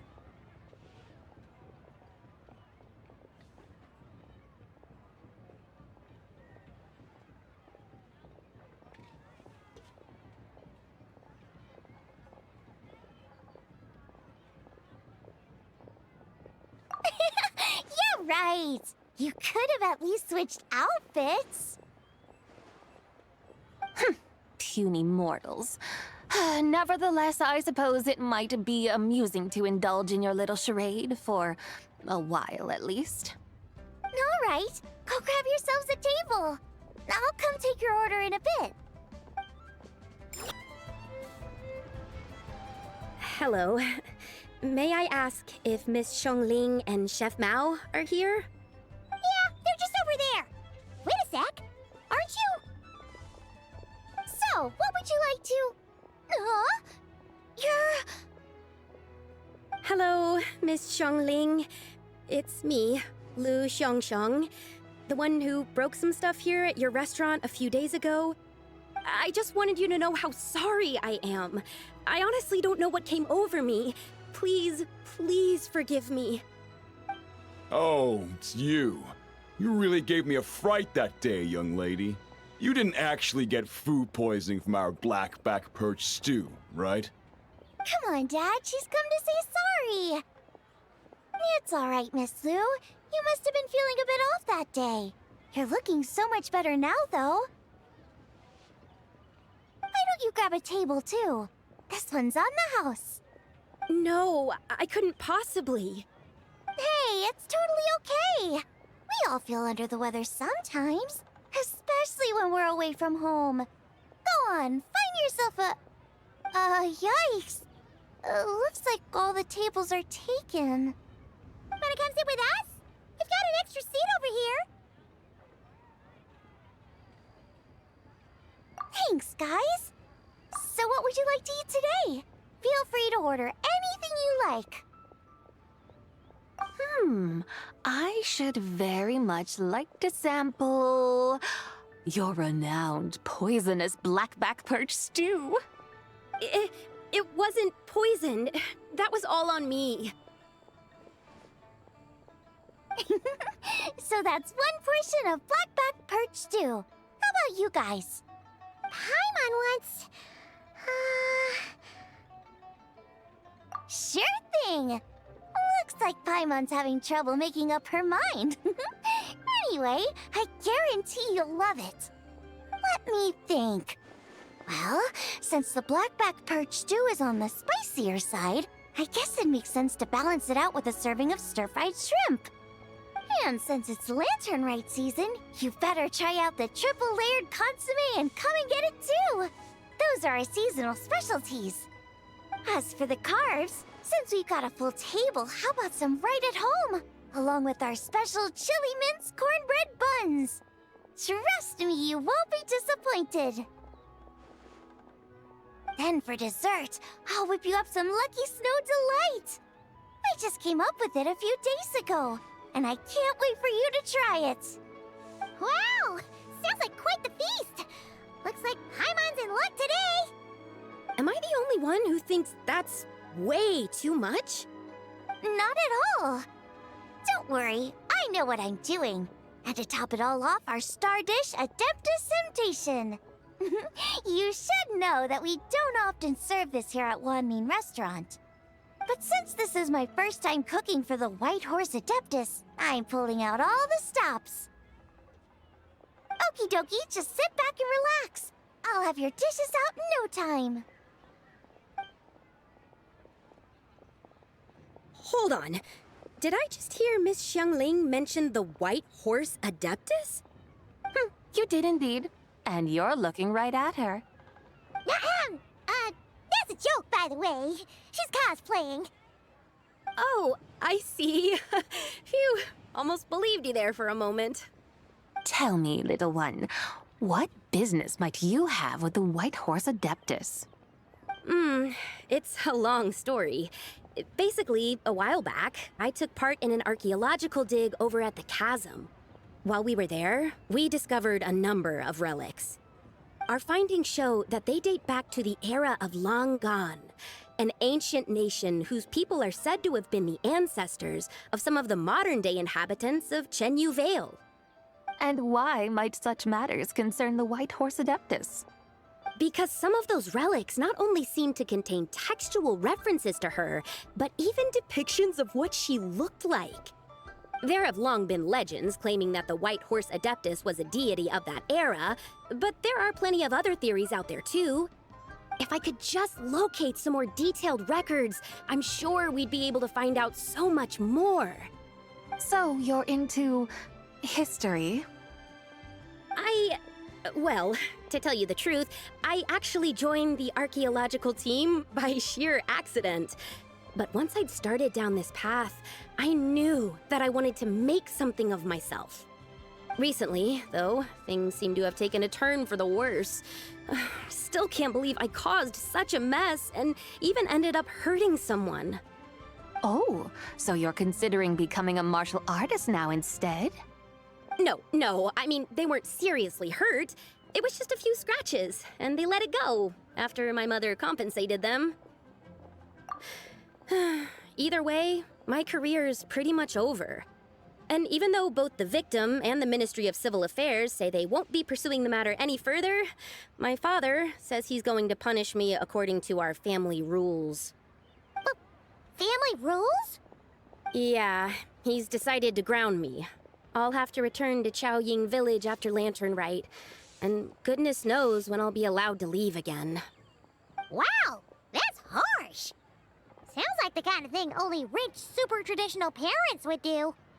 We're not exactly rich, though.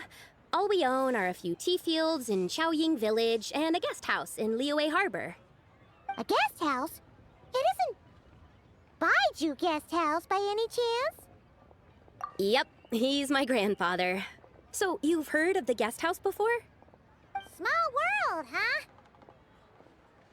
Come to think of it, didn't Boss Lu mention something about hoping that the White Horse Adeptus would show up and let her divine power be known?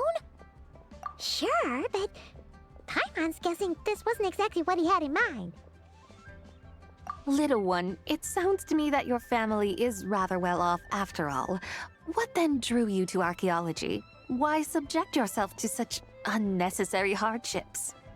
Even if I stayed at home, there's no guarantee I'd lead a nice, easy life. Just look at my father. Recently, my grandfather put him in charge of the guest house, and he came up with a bunch of ideas right away, starting with changing its name. That didn't turn out well, though. My grandfather yelled at him for days, even calling him a bad son, and they still haven't let it go. Oh! Paimon thinks we might have heard about that too. Long story short, being dependent on others is never fun. You just end up being completely under their thumb. That's why I want to make it on my own out here, no matter how hard it is. After all, as the saying goes, to rise above others, one must endure the hardest of hardships. What's so funny about that? You poor, innocent little creatures never fail to amuse me. To think you would endure all manner of hardships in your brief time on this mortal plane, and all that merely to rise above others. I would have thought that the wiser path would be to simply roam this world as I do. Huh? Tell me, what is it that you truly delight in? Archaeology? Martial arts? Tea planting? Or perhaps the keeping of a guest house? What I delight in? Yes. Surely there must be something you don't find quite so exhausting. Whatever delights you should not feel like a burden. But do things like that really exist? Of course! Take Miss Xiangling, for instance. I defy you to detect even a hint of hardship on her face when she wields her walking spatula. So, since it seems you are resolved to tread the rocky path, you should strive with all your might to pursue that which brings you delight.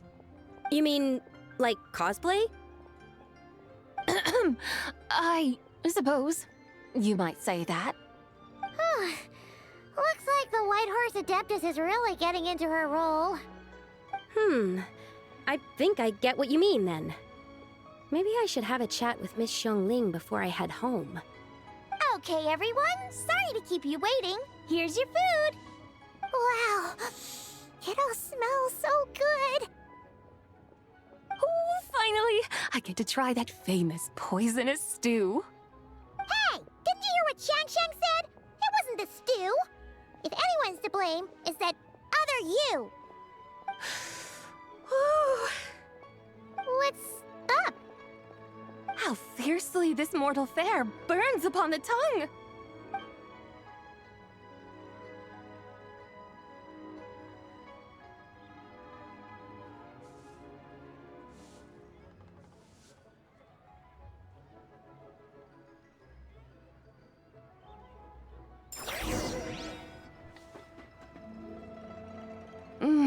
Most satisfying as poisonous stews go. So, where to now?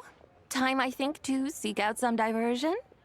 Oh, there's plenty of entertainment options in Liyue. Paimon will tell you that. The locals like to drink tea, walk their pets, play chess, watch operas, attend storytelling performances. Storytelling performances? You know, like listening to people telling stories. They're usually based on old Liyue legends, just like their operas. Stuff like the Divine Damsel of Devastation, Through the Eyes of a Dragon, or the Sanctification of Tao Do. What about the story of the bright moon that sits in the sky above us? Paimon doesn't think she's heard that one. Still, the moon does come up quite a lot. It's even in the name itself. The Yue in Liyue actually means moon. Since we're on the subject, you like telling stories yourself, right? Why don't we go check it out? In that case, I'll have to trouble the two of you to lead the way. Awesome! Let's go! Third round knockout, here we come!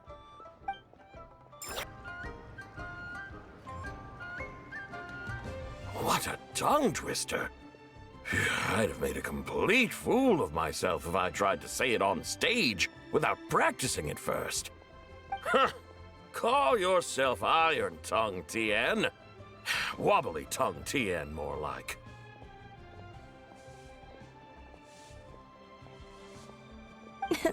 I used to have that problem a lot. But if you just take your time to grasp the meaning and commit it to memory, you'll be able to say it smoothly in no time. You're right, Ms. Yoon.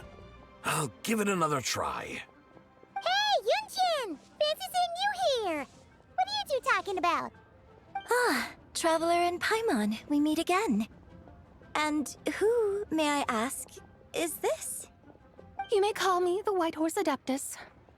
The White Horse Adeptus? She's not really an Adeptus. I see. Well, it certainly looks like a lot of fun. Oh, funny you mention it. This type of thing is actually something I'm quite familiar with. Once, to perform Through the Eyes of a Dragon, I decided to imagine that I was Rex Lapis himself. It was the only way to truly inhabit his mindset and understand his resolve to quell those demons. Sounds like you just wanted an excuse to feel all big and powerful. Hey, you just don't understand how inspiration works. You're one to talk. Paimon's traveled all over with the Traveler, and she's seen things that would make your jaw drop. All right, then. Since you claim to be so knowledgeable, why don't you prove it by reciting an ancient poem? An ancient poem? Which one? Ha! See? You mean to tell me you've never even heard of the ancient poem called An Ancient Poem? What kind of a title is that? Quit teasing, Paimon. We only just found out about that ourselves. He's talking about the writing on those ancient relics. When we first saw it, we couldn't figure out what it all meant. So in the meantime, we decided to just refer to it as an ancient poem. However, thanks to the painstaking work of the scholars who were tasked with decoding it, it seems like that's exactly what it was. Or rather, an ode offered in veneration of the moon and the White Horse Adeptus. Oh yeah! Didn't Keqing mention that before? It's got something to do with Longon, right? That is correct. The Ministry of Civil Affairs has issued a notice stating that, although it is true that the moon may disappear tonight, we should be in no danger. In other words, there's nothing to fear. But if you're worried, we can always take a leaf from the Book of the Ancients. By reciting this poem, I mean, and calling for the White Horse Adeptus' aid. If we do that, I'm certain she'll protect our moon and keep us safe. Oh, seriously? Paimon has to get a look at this.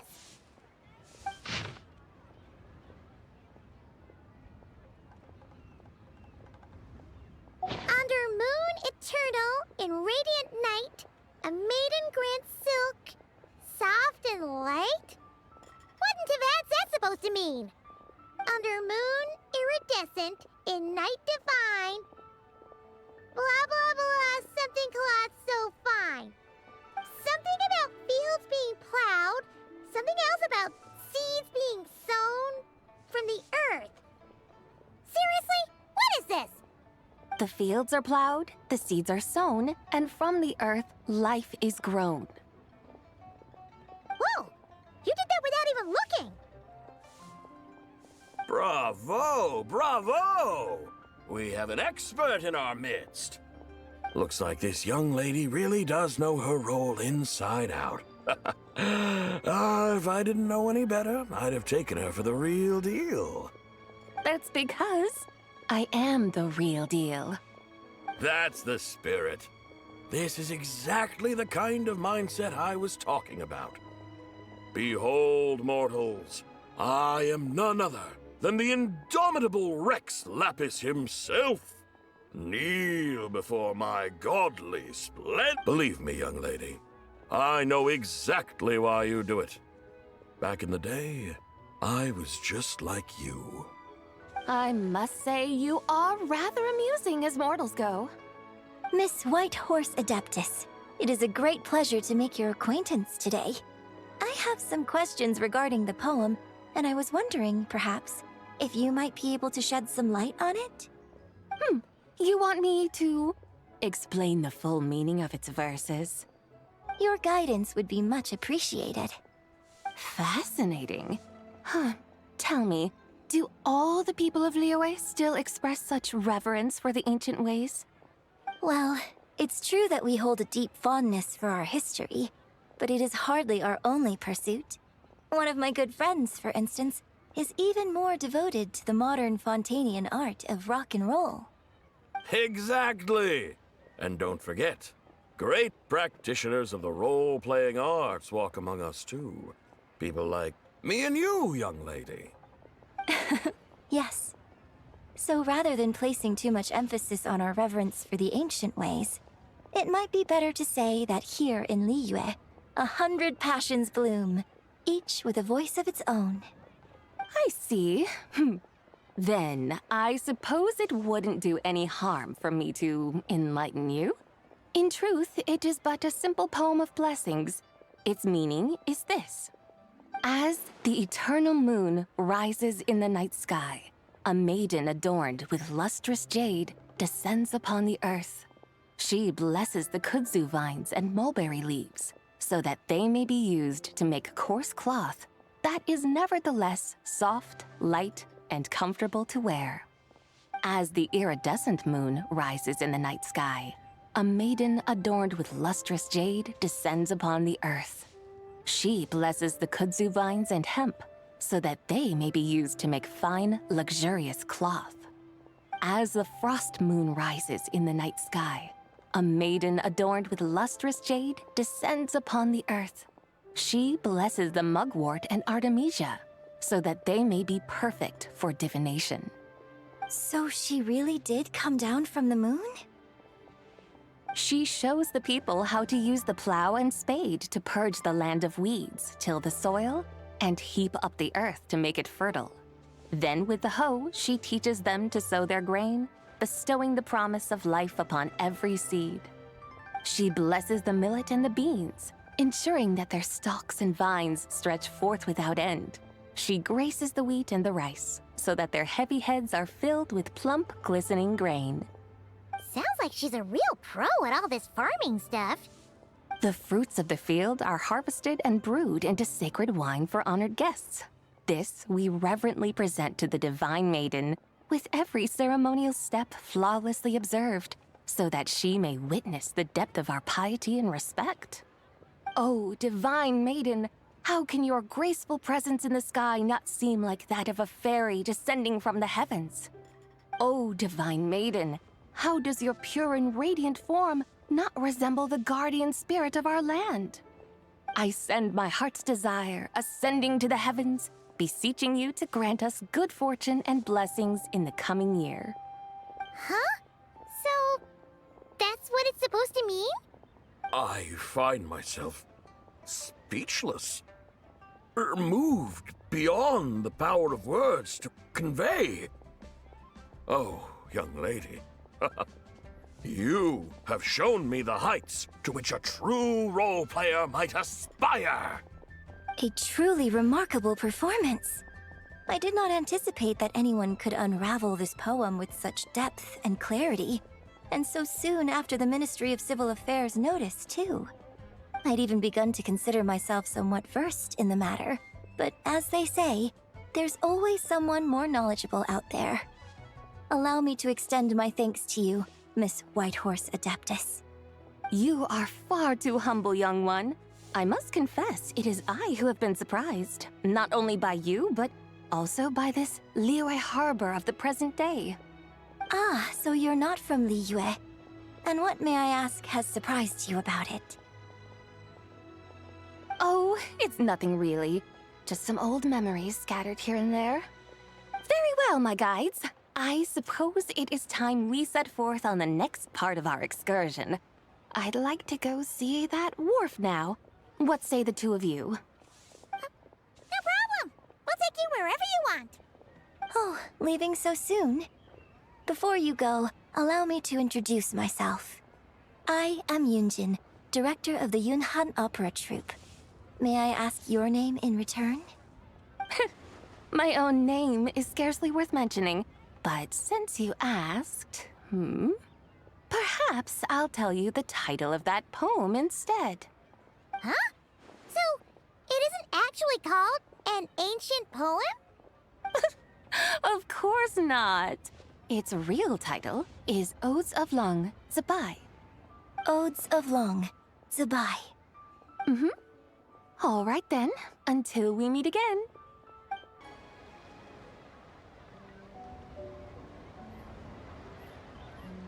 Hey, Ganyu! I almost forgot to mention. On my recent trip to Notcry, I came across something really fascinating in the Frost Moon Scion's library. I found records in their collection of another divine envoy living on the moon. A divine envoy on the moon?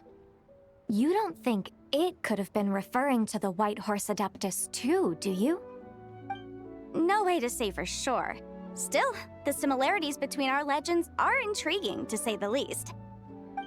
Isn't it amazing? especially when you consider how far apart we are. It truly is. We might live in different lands, but when we look up at the night sky, we all see the same moon and stars. Right? It's like we're all bound together, no matter where we are. When you think of it like that, it's almost as if our friends from other nations will be right here celebrating with us. Isn't that a wonderful thought? No wonder you were so excited to go see the giant lantern when you first got back. Sounds like you're a real fan of the White Horse Adeptus, huh? I guess you could say that. Just a pity she's so elusive. Even Granny's never met her, you know? Maybe she really is just a legend after all. Hey, Yanfei and Ganyu!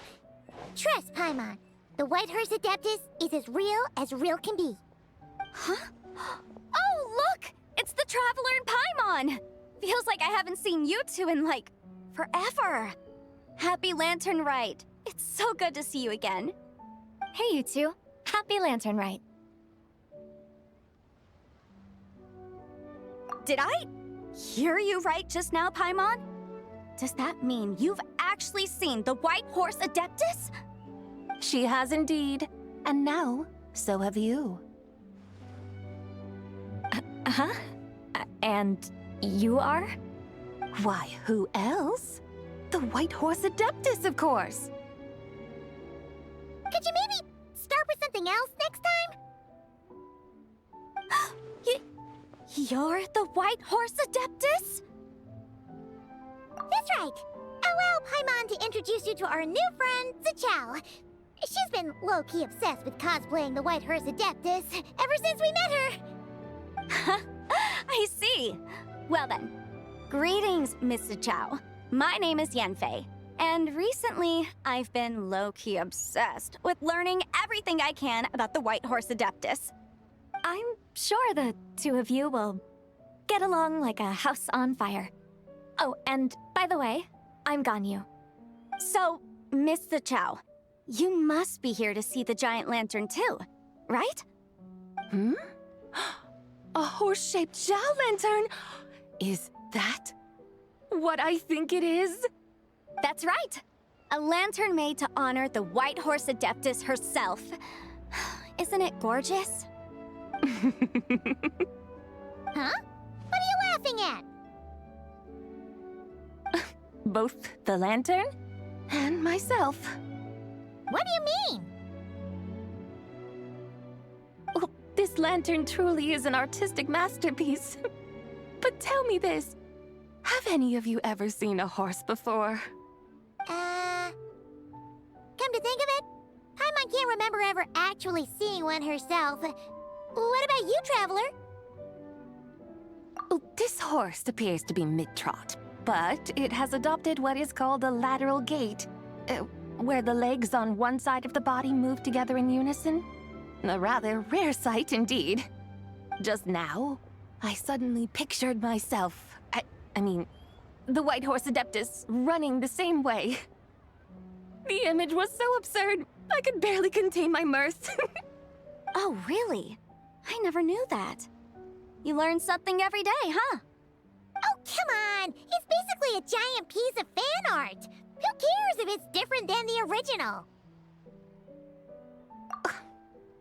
I was merely laughing at my own ignorance. I came here thinking that the White Horse Adeptus' tale had been long forgotten. Yet here I am, gazing upon a lantern made in her honor. Well, you couldn't have been more mistaken. There are so many tales about the White Horse Adeptus, I'm starting to lose count. Just off the top of my head... Just so you know, Yanfei, we've heard it all like a million times before. Aha! But there's one thing I can guarantee that you haven't. Huh? You mean like a new chapter of her stories come to light? Mm-hmm. And I heard it from Ganyu just yesterday. Hey, why don't you share it with the others? Sure, no problem. Where to begin? Do you guys still remember what Liyue's Moon Chase Festival is about? Of course! It's a festival held in honor of the Stove God. That's right. But it took a really long time for the Stove God Festival to become what it is today. In its earliest form, it was actually an adeptal ritual known as the Moonchase Rite. Paimon remembers Madame Ping mentioning that before, but she never explained exactly what it was. According to Cloud Retainer, the Moonchase Rite was originally a ritual meant for communicating with the moon. Communicating with the moon? But for what purpose? At first, Cloud Retainer wasn't entirely sure either, as it was always Rex Lapis who performed the ritual. Whoa! Rex Lapis did it himself? Must have been a really important ritual. That's right. Unfortunately, despite numerous attempts, they never actually received any response from the moon, which is why they eventually stopped performing it. But then, just yesterday, Kutching took a picture of the moon being obscured by a dark hole to Cloud Retainer and asked if it had anything to do with the Moonchase Rite. The moment Cloud Retainer saw it, it suddenly dawned on her that the rite might have been an attempt to reach the White Horse Adeptus all along. Does that mean Zhongli's been trying to bring back the White Horse Adeptus all this time? So how about that? Bet you never thought there might even be a link between the White Horse Adeptus and the Moonchase Festival. If Kutching hadn't taken that picture to Cloud Retainer, we would never have known any of this. This is probably what Kutching was referring to that day when she mentioned there were some ideas she wanted to follow up on. So, Geo Archon. All this time, you've been striving to awaken her. Huh? What do you mean, awaken? Nothing. What I truly meant to say was, this new insight you've provided has been truly eye-opening. Oh, by the way, my trusty guides, I've been meaning to ask, where in Liyue Harbor might one enjoy an expansive scenic view? Huh? We're off to the next stop already? But Paimon's barely done digesting that lore bomb just now. All the more reason to find the right spot to let it sink in. Oh, so that's what you're up to. A tour of Liyue Harbor? In that case, if you're looking for a spot with a panoramic view, I'd recommend Yujing Terrace. That's a great idea. Since the terrace is on higher ground, the sea view from up there's so much better. Great!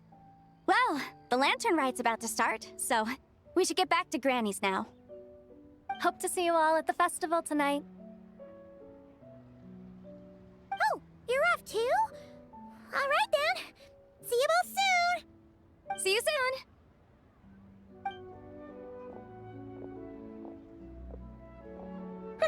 Very well, my guides. What are we waiting for? Okay, you're the boss. Yujing Terrace it is. After all, the customer's always right. Something else you needed to do? Oh, Paimon likes that idea. And what, may I ask, is a photo? It's this awesome invention that lets you record moments in the blink of an eye. Except, you've gotta try not to actually blink. Oh? What must I do in preparation then? Nothing. All you gotta do is choose a pose. The Traveler will handle everything else.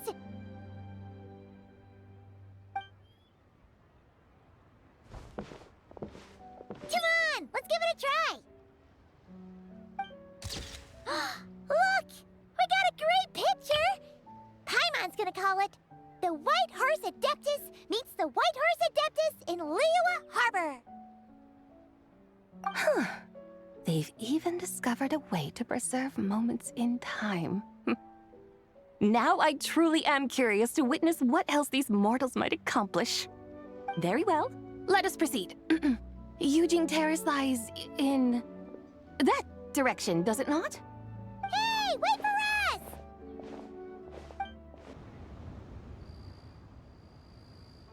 Truly a marvelous view if ever there was one. It seems the charm of this Liyue Harbor is only heightened by the sun's dying light.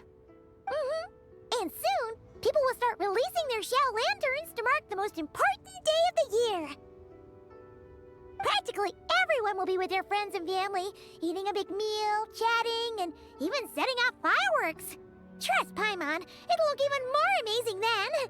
What do you say? Want to stay to see that? No need. Let us bring this weary day to a close.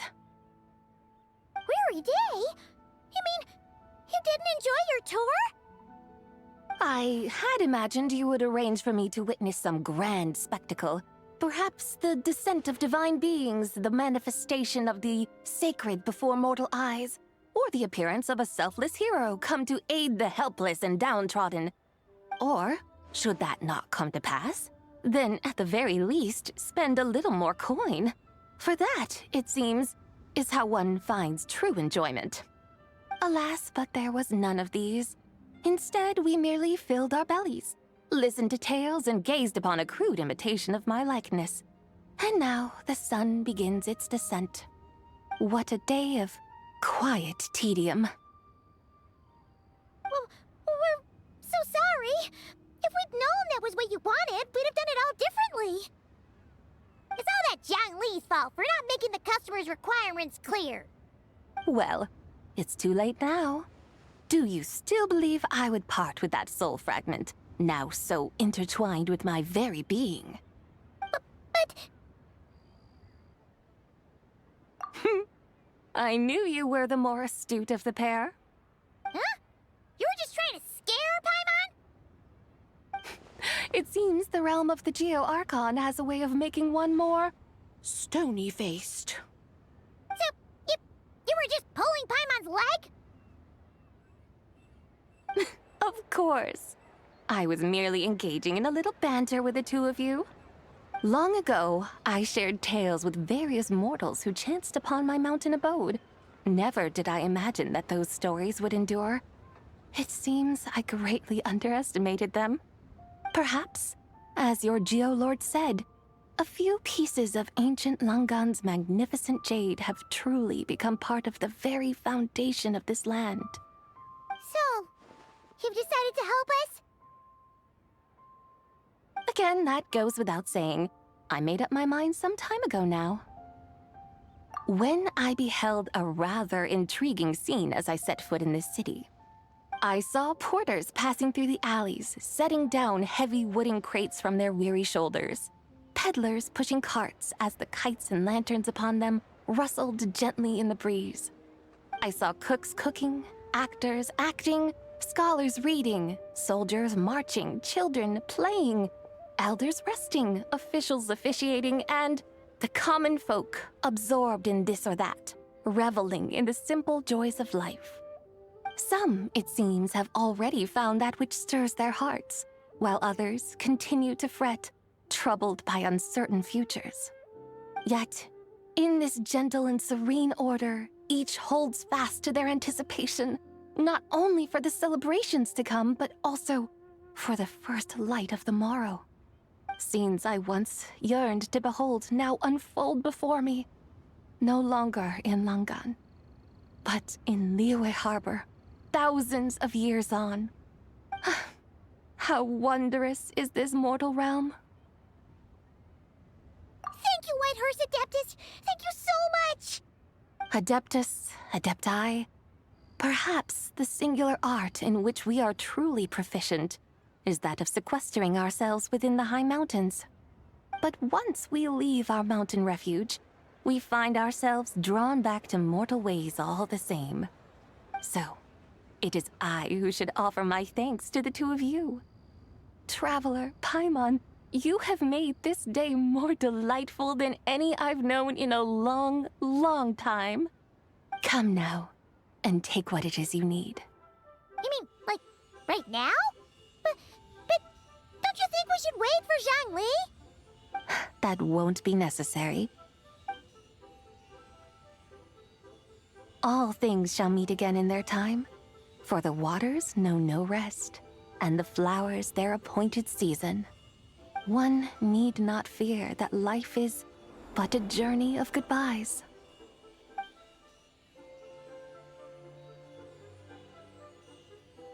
Is she gone?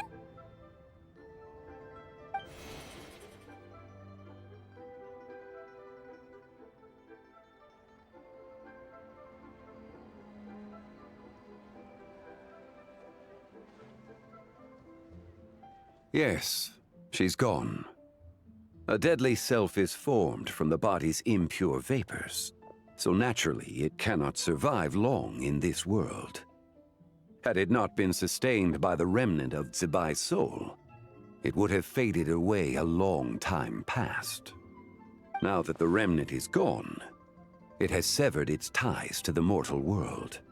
Zhengli! When did you get here? A while ago. Paimon would have thought you'd at least want to say goodbye. Though mountains endure, the ceaseless waters will, at last, wear away their sharp edges. Thus must I meet the marks wrought upon her by the ruler of time with great caution. It may be goodbye for now, but someday we will meet again. Really? And when might that be? Who can say for sure? Years and years from now, perhaps. Or maybe tonight, at the Laternlit. Are you saying that if the White Horse Adeptus were to be resurrected, she'd still have the memories of the three deadly selves? That she'd still remember us? We will find out soon enough.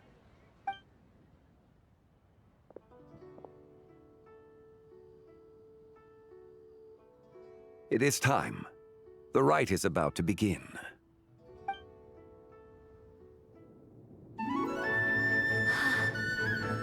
The rite is about to begin. Is the moon really gonna disappear? Got your lanterns ready, everyone? All set. Might be about time to put eyes to the sky. Wouldn't you say, Tianquan? Look!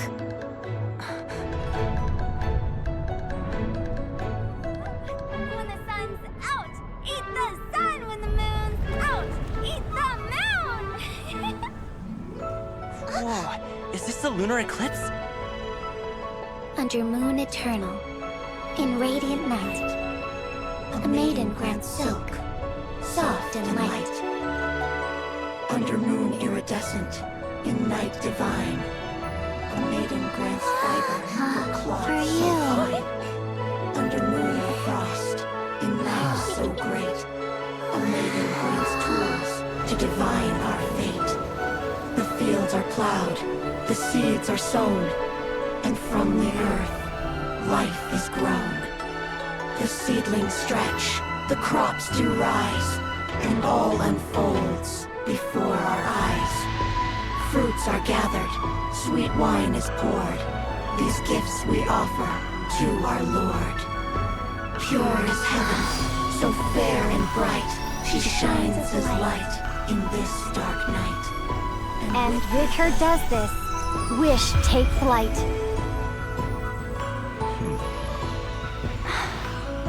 Devoted soul, scattered and unbound. Let this lantern guide you home. By its light be found.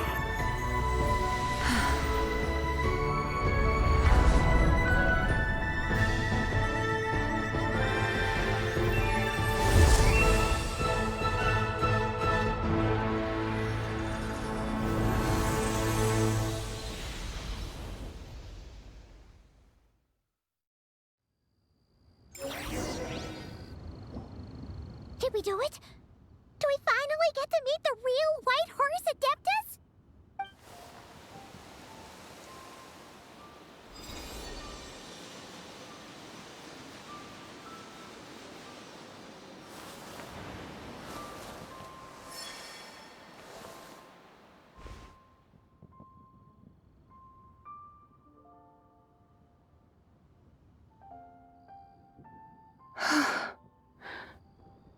This place. Where am I? A familiar land, now known by the name of Liyue. Liyue? The peaks adorn the clouded moon. Then, who might you be? Oh no! She seems to have lost all her memories after all. And those countless lights in the sky. What are they? These lights, each like a dwelling in glad accord, usher in this day of joyous rebirth. And whose rebirth might that be? That of my old friend, Zibai. Zibai? Yeah, that's you! Don't you remember anything at all? That's... me? Oh, yes. The envoy of the Lunar Palace. My name is Zibai, indeed. Then you must be... the Lord of Geo, Heaven's Star. Many years have passed since we last saw one another. Zibai, my friend, welcome home. Home? But why does this place, this Liyue, feel at once so strange and yet so familiar? Who you are? Who are you? Ah, yes, I remember now. You are that treasure-hunting damsel, the one stricken by the poisonous fish stew. How goes your quest for treasure? You must have achieved both fame and fortune by now, I trust. Hey, you've got it all wrong! You're talking about Lu Xiangxiang! And how many times do we have to tell you? She wasn't poisoned! Sheesh! Hmm? But I could have sworn... Oh, that's right. You're that impudent blonde youngster who kept meddling in my affairs. And to think you even had the audacity to presume yourselves worthy of being... What was it again? Ah, yes, of being my guides. How very wonderful to see you again, my most faithful and beloved guides. I trust all has been well in my absence? Well, she finally got it right. But that sudden mood swing felt even weirder. It's like her head's packed full of slimes. It is possible that her cells have not yet settled.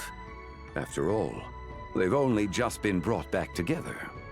It may be some time before she fully recovers. Huh? You mean, kinda like she's still half asleep?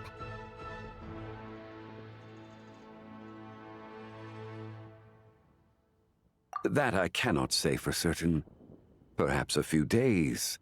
Perhaps a few years. A few years? Mortal years are but a poor measure when divine beings tread the realm of dreams. Well, if you say so.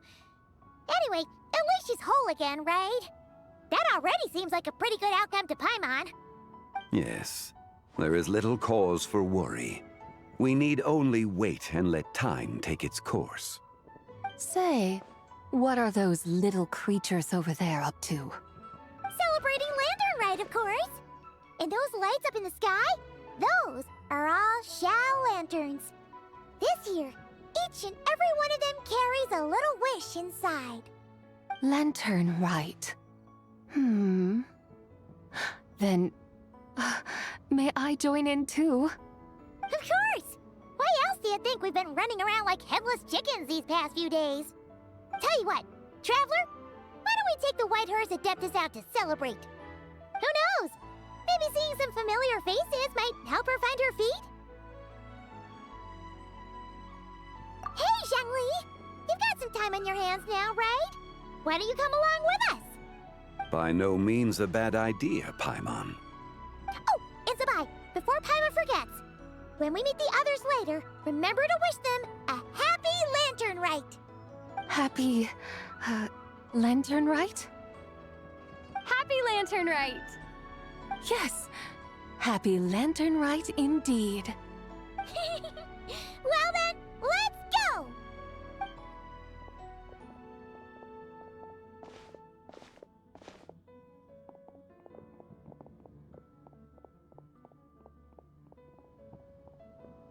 Lantern Rite.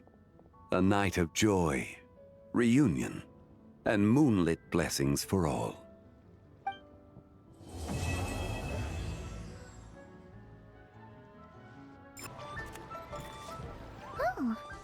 Zhangli hasn't stopped by for tea today. Hey, are you two looking for your friend? Try going up that way. Is Zhangli up that way? No, but that young lady who was dressed up as the White Horse Adeptus the other day is. She's your friend, right? I just saw her head toward Wanmin Restaurant. I was wondering why she was eating alone. But then you two showed up hot on her heels. Oh, what luck! We were just on our way to find her. But what's she doing at Wanmin Restaurant? I have no idea. I said hello, but she completely ignored me. She couldn't have forgotten who I am, right? I mean, we're kindred spirits, aren't we? Maybe she's still half asleep, but her brain might be a little fuzzy. Oh, that makes sense. I was wondering why her eyes were so red. Her eyes were red? Oh, that doesn't sound good.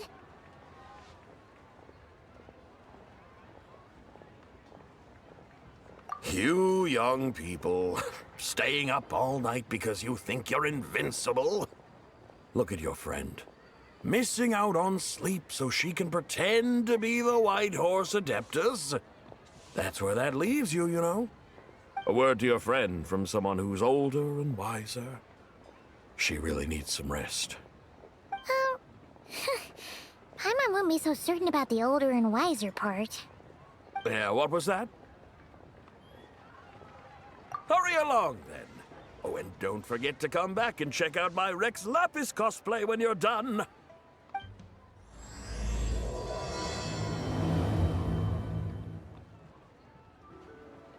Where's the proprietor? Come out and see me at once! Xiangling and Chef Mao aren't here right now. What can I help you with? And who might you be? My name is Shenhe. I work here at Wanmin Restaurant. Shenhe. Shenhe. Are you that crane adeptus who loves planting mint? It's been a few days. Have you improved your gardening skills? Did you manage to cover the slopes with mint? Mint? I don't know anything about mint. But I am familiar with Qingshen and glaze lilies. Ha! Already casting mint from your mind. How can a practitioner of self-cultivation be so fickle, chasing after every new plant that catches their eye? I'm not sure I get what you mean. Are you delirious from hunger? Would you like something to eat? Shenhe! White Horse Zibai! So this is where everyone is! Traveler, Paimon. It's been a long time. Happy Laternlit. Is this customer a friend of yours? Don't mind her, Shenhe. She's just a little cranky because, she didn't sleep well last night and she's only just woken up. Look how red her eyes are. I see. In that case, Miss Zibai, I have a tonic here infused with Qingshen. It's cool and soothing when applied to the eyes. Would you like to try a few drops? Stop right there! Who are you two noisy children? Hey! Have you forgotten about us already? Guides. Yes, I seem to recall something about some guides. Ah, yes, now I remember. What luck! I was just looking for someone to show me the way to Elong Wharf. Huh. Is she starting to come around?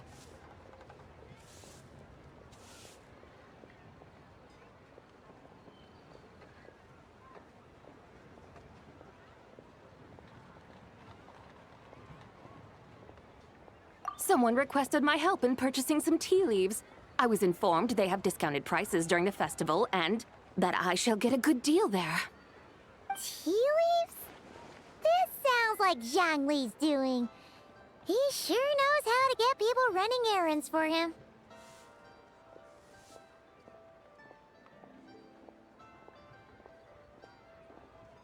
Your friend Rex Zhangli initially requested the most expensive tea, but then a young lady in a hexagram hat Mentioned he'd burned through the Wangsheng funeral parlor's yearly expenses at an exhibition a few days ago. As such, he is only permitted to buy items that are discounted this month. Oh, that's his boss, Hu Tao. It's about time she realized the problem and put a stop to his spending sprees. Oh, I see. So that's why you're here. Unfortunately, Wanmin Restaurant doesn't sell tea leaves. If you're truly in need, I could gather some wild tea from the mountain slopes. You don't sell tea leaves? But I remember your boss, Miss Lu, saying that she owns tea fields. You really should get some rest. The person you're talking about isn't the boss of Wanmin Restaurant. She's just like you. She came here to eat. Is that so? Life really is full of surprises. What surprises? Your brain really is as gooey as a pack of slimes. Paimon can't believe Zhongli entrusted you with going all the way to Yilong Wharf and buying tea. That would be excellent, my dutiful guides. Ah, yes, Miss Crane. I apologize profusely for my improper behavior just now. Please forgive me. I completely understand. Master often says that the human body is like a mechanism in need of regular maintenance. When a person cannot rest at night, they are sure to become irritable and on edge. Miss Crane, you appear reasoned and compassionate on the surface, yet I sense dark forces churning within your spiritual core. Those red ropes you wear are what bind them, am I correct? Oh, you can sense that? Indeed. I also sense that with your strength, you might try undoing one or two of those bonds when training. Untie Shen has ropes? Wouldn't that be risky? Though the use of red ropes to bind the soul is a wondrous technique, practitioners must eventually learn to break free from external aids and look within themselves for restraint. Master has told me similar things, but I am not ready yet. Your self-cultivation has progressed far enough. Then I will seek further guidance from my master. If you still have doubts, you can find me at the Baiju Guest House. I'll be taking up residence there for a while. For now, my dutiful guides, let us be off.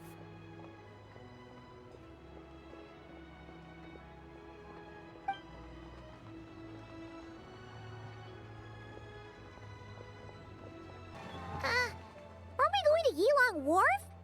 How do we end up on this mountain? Is that small town over there not Yilong Wharf? I sense a familiar scent wafting through the air. You're right! Except for the smell part. Paimon doesn't smell anything. That is because this scent is the essence of jade, which can nourish the spirit. Oh, yeah! Shenyu Vale does have a lot of jade, but Paimon didn't think jade smelled like, you know, anything. Naturally. This has reminded me of something. And what's that? A few simple tricks for mastering one's power.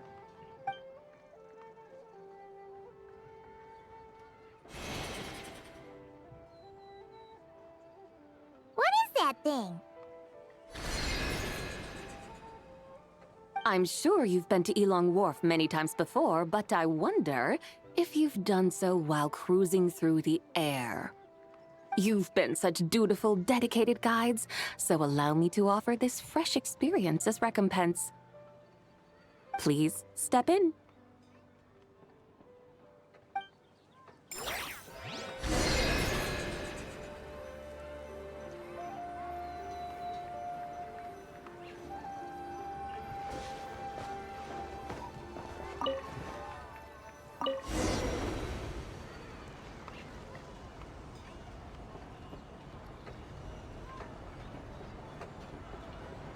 This is amazing! Paimon feels just like an Adeptus flying through the sky! What is this thing? I created it from my memories of the chariot of the Lunar Palace. Many years have passed since I last laid eyes upon it, so there may be some discrepancies. Nonetheless, It is functionally much the same. A lunar chariot? Wow! Paimon never imagined she'd get to ride in one! So, Zibai, does that mean you used to work on the moon? Work. That's an interesting way to phrase it, though I suppose you are correct. I was once an angel, a member of a race tasked with guiding humanity. Then, graced by serendipity, I became a moon envoy. Huh? What's a moon envoy? Some kind of super important angel? As you would understand it, a moon envoy is a job title. Any angel, or non-angel, can become a moon envoy. Does that mean you're not the only one? Of course not. Though my memories are still hazy, I vaguely remember some of my colleagues. There was one who liked to take on the form of an ibis. An ibis? Could it be... Can all moon envoys turn into animals? Does that mean Lauma could take that job? She can turn into a deer, and moonchanters are some sort of Luna envoy anyway, right? Moon chanter? I have no idea what those are. Oh, okay then.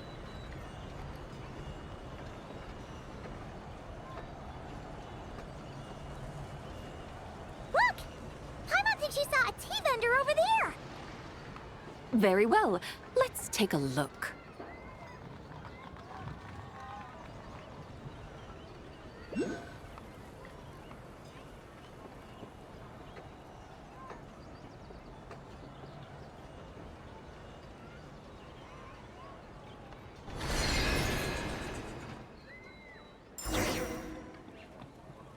Welcome, please have a look around. We only sell teas of the finest quality sourced directly from Chaoying Village. Right now we're offering a special discount for Laternlit. Look over there! Discounted tea!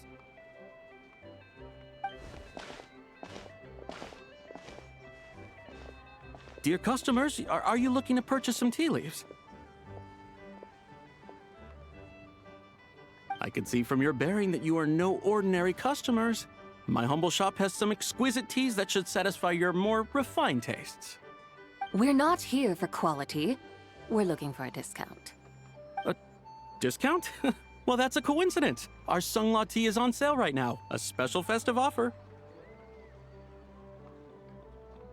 Something about the name of that tea sounds familiar to Paimon.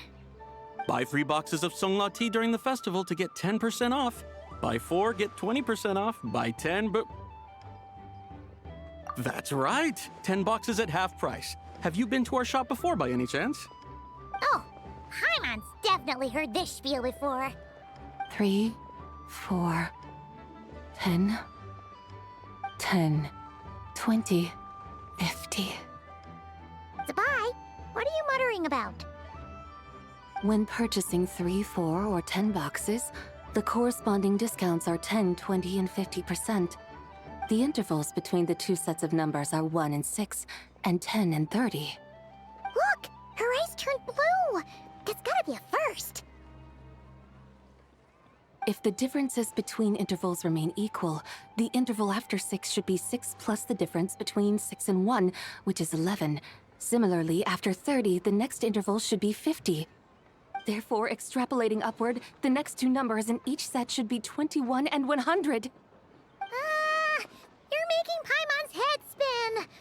Those numbers, what do they mean? They mean that if we buy 21 boxes of Sungla tea, we should get a 100% discount! 100% discount? You mean we'll get them for free? Oh, there was a pattern to the discounts. Is that right? The pattern we speak of is mathematics, little one. A pattern that is always right. That's amazing! You're a shopping genius, Zibai. Oh, wait. Something feels off here. I had no idea our shop's discounts were tied to the laws of nature. I've learned so much from you, dear customer. No need to thank me. Now, please give us our 21 boxes of free tea. Wait! What's the matter? Paimon just realized what it is that's not right. It took you long enough. We got the short end of the stick! Think about it. If we don't have to pay when buying 21 boxes, then if we buy even more, the vendor should be paying us money instead, right? Huh? Hey, Zibai, work this one out. If we buy 100 boxes, we'd make loads of money, wouldn't we? It stands to reason. Wait a moment, dear customers. Don't you think you're haggling a little too hard? You are the one dictating the discounts. We're simply extrapolating the numerical patterns within. As such, we are hardly haggling. You have a point. However, that's right. I'm so sorry. I just remembered. My supplier didn't come today, so we don't have any tea after all. Such a shame. Terribly sorry about this. Awful luck. Where can we find your supplier? Well... Not to fret. We'll save you the effort and go straight to the source ourselves. Well, you see, dear client, the supplier's discount isn't as generous as ours. You won't be able to get the same price from them. Huh? Does that mean they won't pay us for taking their tea? They might not even offer you 100% discount. How very unfortunate. Nevertheless, as the original supplier, they must offer some sort of discount. Besides, we're not looking to make money. We just want a good deal. Well, that's great. My suppliers are all tea farmers from Chaoying Village. You can go ask around the village, but please don't say I sent you. Do not worry, we appreciate your generosity. Referring customers to your business partners, even choosing to remain anonymous, the demeanor of a true gentleman indeed. Your business will surely prosper. I hope you're right. Then let us head to Chaoying Village. Do you know the way, my guides? Of course! Just follow us!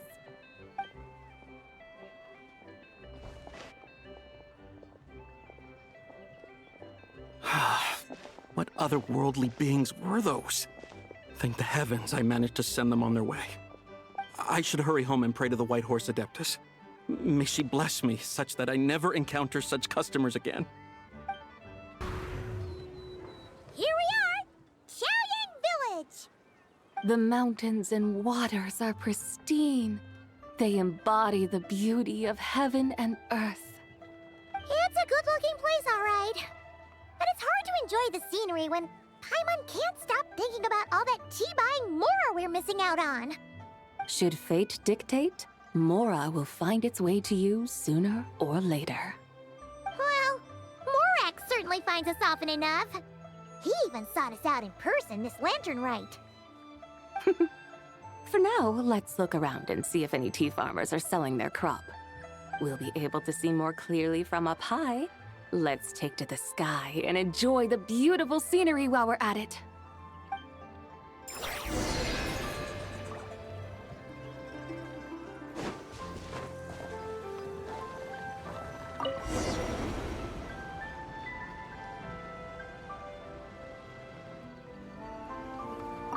Wow! Chaoying Village looks beautiful from up here. Indeed. The houses here are quite different from those in Liyue Harbor. They follow the natural contours of the mountains, forming unique, elegant structures. Yeah, it's super beautiful. The white walls and dark tiles frame the emerald waves of the terraced fields, while the curved eaves and tall gateways juxtapose each other with grace. It's almost too beautiful to be true. The crowing of roosters and barking of dogs, the calls of farmers working the fields, a vibrant pastoral chorus overflowing with earthly vitality. Yeah, it's incredibly beautiful, huh? Have you studied the linguistic arts by some chance? Huh? Your vocabulary for beauty seems rather constrained. Paimon knows how to say pretty as well. I see. Now then, let's take a look around and see if we can find any farmers selling tea.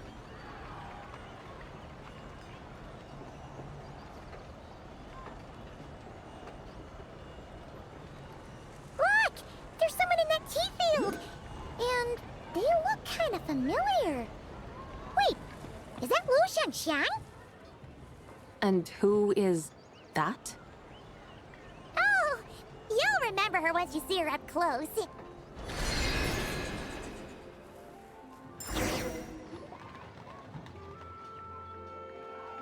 Hey there, Lu Xiangxiang!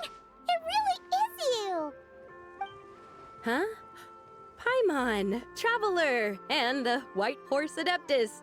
Fancy seeing you here. The White Horse Adeptus has a name now. You can call her Zibai. And you are... Wait. I remember now, you're... Don't say anything about food poisoning or fish.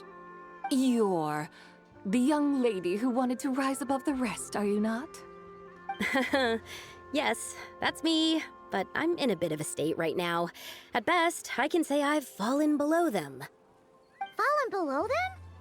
What happened? Like I said the last time we met, I'm being punished according to family rules. My father, mother, grandfather, grandmother, other grandfather, other grandmother. Oh, that's a lot of family members. Yeah, and on the night of Laternlit, they held a family meeting to discuss my situation. So, they do care about you. There's no doubt they care. But they think that since I caused all that trouble in Liyue Harbor, it shows I can't be trusted on my own. They decided to ground me. Ground you? Yeah, though they're not confining me to my room. Instead, I have to personally nurture a tea seedling until it grows big enough to be sold at market. Aw, a tiny little tea baby. Do they want you to experience what it's like to be a parent? It's supposed to cultivate my character and temperament. They say this will help me calm down and reflect on my issues. What happened in Liyue Harbor really wasn't your fault. Oh well, at least this punishment doesn't sound too harsh. So, how long will it take for the little tea baby to grow? Actually, I don't know. I've never grown a tea tree before. It usually takes 2 or 3 years. 2 or 3 years? Yes, the tea in this garden requires 2 or 3 years to mature. That long? Zibai, you're not making this up, are you? How do you know so much about growing tea? When the plants thrive and grow, that is the meaning of my name. I can tell at a glance when their season of ripening will come. Do I really have to waste 2 or 3 years here? Why is this happening to me? I'd only just found my direction in life. Yes, during the night of Laternlit, I heard many people reciting poems from long gone in praise of the moon. In that moment, I suddenly felt a great sense of pride. I mean, I helped excavate cultural artifacts from long gone, so I contributed to the revival of these poems too, right? So I decided to stay with the archaeological team. I want to unearth even more history. I see. And are you sure that's what you want to do? If you don't achieve anything significant in the years to come, will you still enjoy it? Yes, because archaeology gives me that boom shakalaka feeling. Wait, did Xiangling teach you that? That's right. I was asking her for advice. She said that if something gives you that boom shakalaka feeling, then it has to be worth pursuing. I immediately thought about how, when I'm excavating in the ruins, I always feel like there's a ghost standing beside me, and not in a spooky way. It feels like my great-great-great-great-great-grandmother patting me on the shoulder and saying, "Keep going. You're about to rediscover some grand ancestral knowledge. Right? It feels like I've made some kind of connection with my ancestors. Isn't that amazing? Since you've made up your mind, you should give it your all. And I'd love to, but I'm still grounded. Run away, summon up a little boom shakalaka, and leave the tea garden behind. Flee this village. That might be going a bit far. You don't want to lead others astray, Zibai. Yeah! Tell them about your great-great-great-great-great-grandmother. She must be the most super-duper ancestor to have ever risen above the rest, right? I'd be better off telling them about the White Horse Adeptus. After all, she's the supreme riser above the rest who saved my great-great-great-great-great-grandmother. Then it's settled. Tell your family that your decision has my blessing. Thank you, Zibai, but I don't think cosplay is going to work on them. They won't listen. They don't need to listen. You need only follow the rules they've set out for you. What do you mean? As I'm sure you know, some ancient texts refer to the White Horse Adeptus as the Daughter of Time. My family history contains such records, but what of it? If the White Horse Adeptus were to manipulate time to make your tea seedling grow overnight, then you'd be free, correct? Is that how it works? If the White Horse Adeptus were to really get involved, my grandfather would let me leave right away. But who really believes that she'd show up and help? It's not as if you have any other options. Why not try calling out for help? It won't cost you any more. Guess I might as well. I've got no better ideas anyway. White Horse Adeptus, if you can hear me, please save me from my predicament!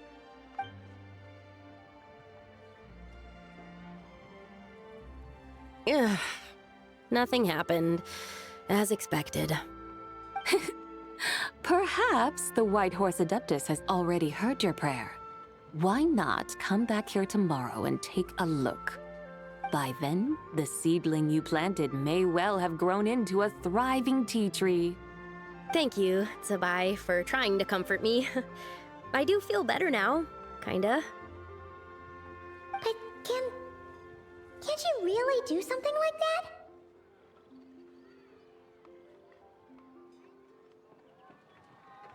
Oh, it's getting late. Why don't you all stay at my house tonight? My family may be strict with me, but they're always welcoming to guests. That sounds great! Let's get some sleep and then come back here tomorrow to see if our tea baby has grown.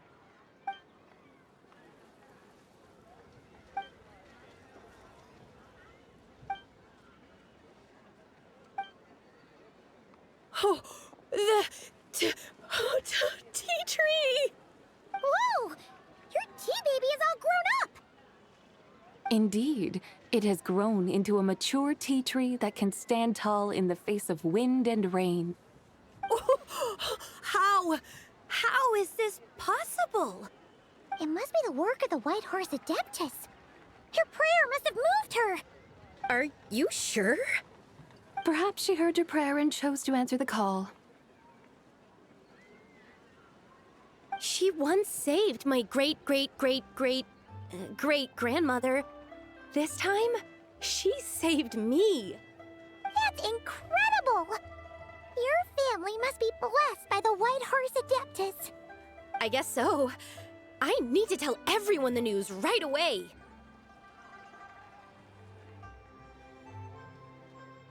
They'd better. Since this is the will of the White Horse Adeptus, I don't see how they could object. Go. And if you run into any more trouble, call out to the White Horse Adeptus just like yesterday. Thank you so much. Paimon really thought you were going to use adeptal energy to make the tea baby grow, Zibai. When an Adeptus exerts effort, consuming their energy, is that not using adeptal energy?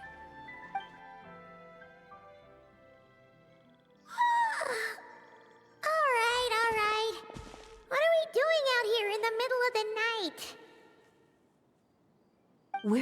to help Lu Xiangxiang fulfill her wish, of course. Can you really make the tea baby grow? It won't be easy, but there are ways.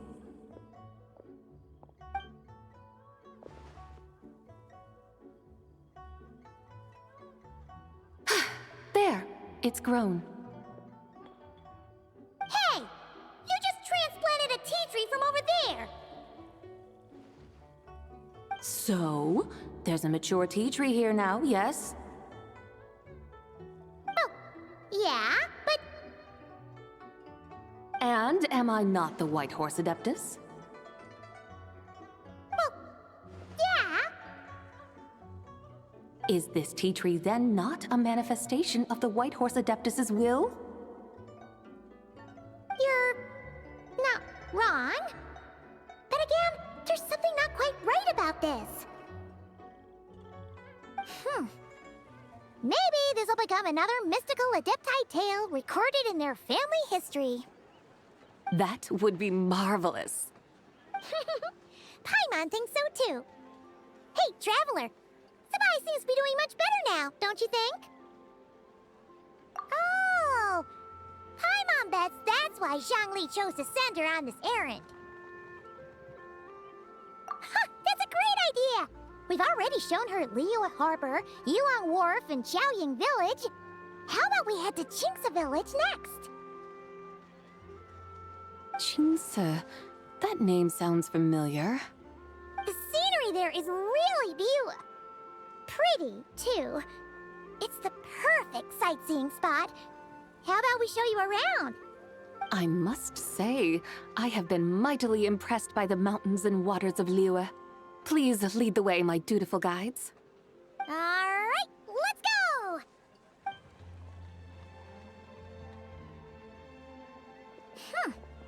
Paimon can't help feeling like we've forgotten something. Pay it no mind. I've already forgotten more than you will ever know. All right. If we forgot something, it can't have been that important to begin with. Qingce Village, here we come! We should plant cucumbers. We should plant canolas. We should plant cucumbers. They're easy to sow. We should plant canolas. The flowers are pretty. What are you arguing about, little ones?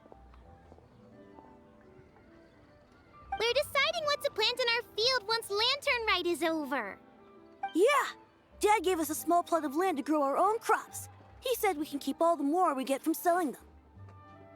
We should plant cucumbers, right? Dad plants cucumbers every year.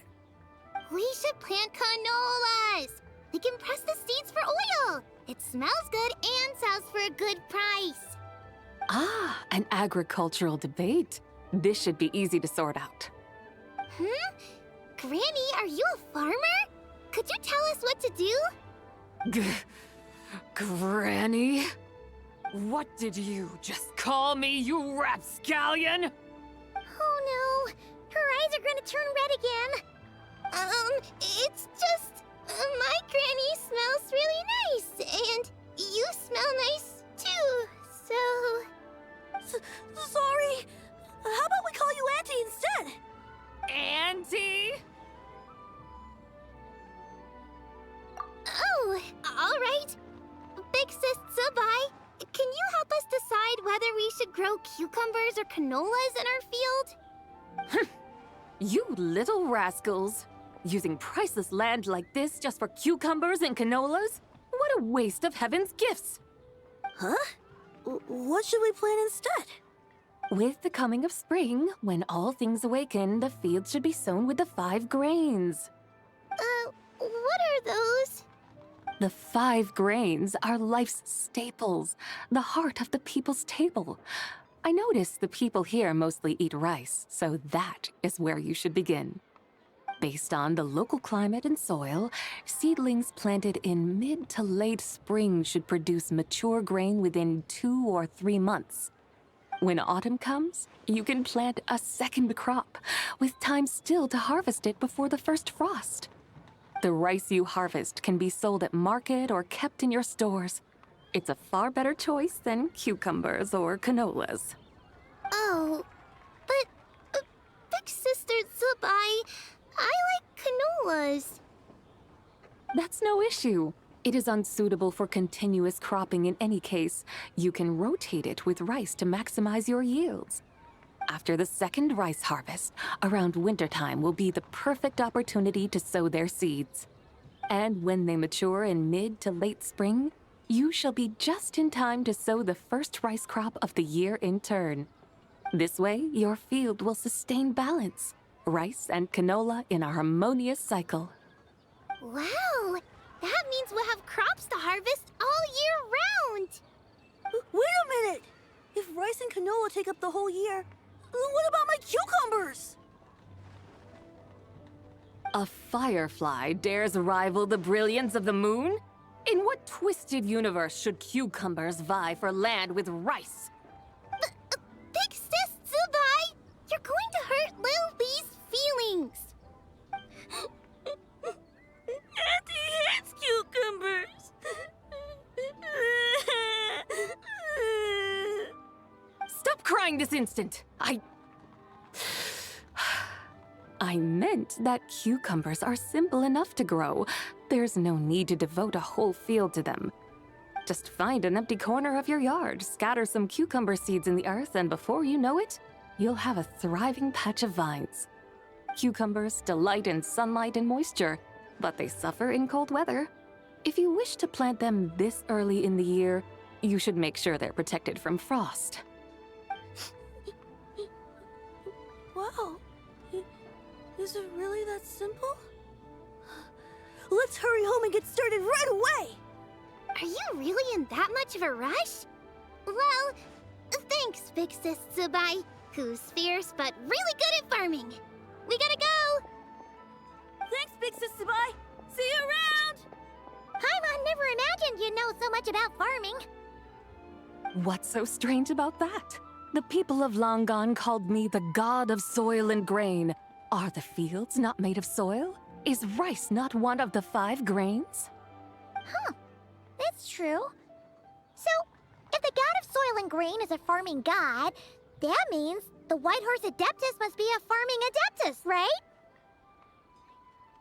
Of course the god of farming is down to earth. Mind your tongue, impertinent child. How dare you diminish the lofty bearing of an adeptus? Hey! You're the one who said the god of soil and grain is all about farming. Enough! It's time for us to take to the skies once more. Join me now. Witness the majesty of mountain, water, and field, and broaden your horizons.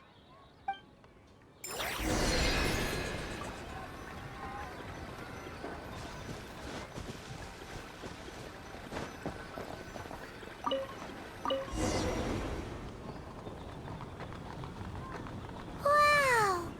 The terraces look so pretty from up here. The mountains tower like pagodas, the hills coiling at their feet like shells. Layers built upon layers, rising and falling in harmony. A truly unique and mesmerizing sight. Thinking about it, you have a special connection to this place, you know. A special connection? Yeah! There's a local legend about a white horse leaping from a pure spring to follow Rex Lapis into battle. Don't you remember? You must have been living in seclusion around here. That does sound somewhat familiar. Oh, and if we keep going up this way, we'll reach a super duper spooky spot. You might have a connection to that place too. There's an ancient array that seals away the remains of a fallen god. A god's remains? Yeah! The people of Liyue turned that story into an opera called The Sanctification of Tao Do. Does that ring any bells? Tao Do. Huh. The 7 and 8 gates array. That's right, that's right! You do remember! Buna, the god of the underworld, who could pacify the forces of life and death. Huh? So, Tao Do had another a name? Let's go take a look.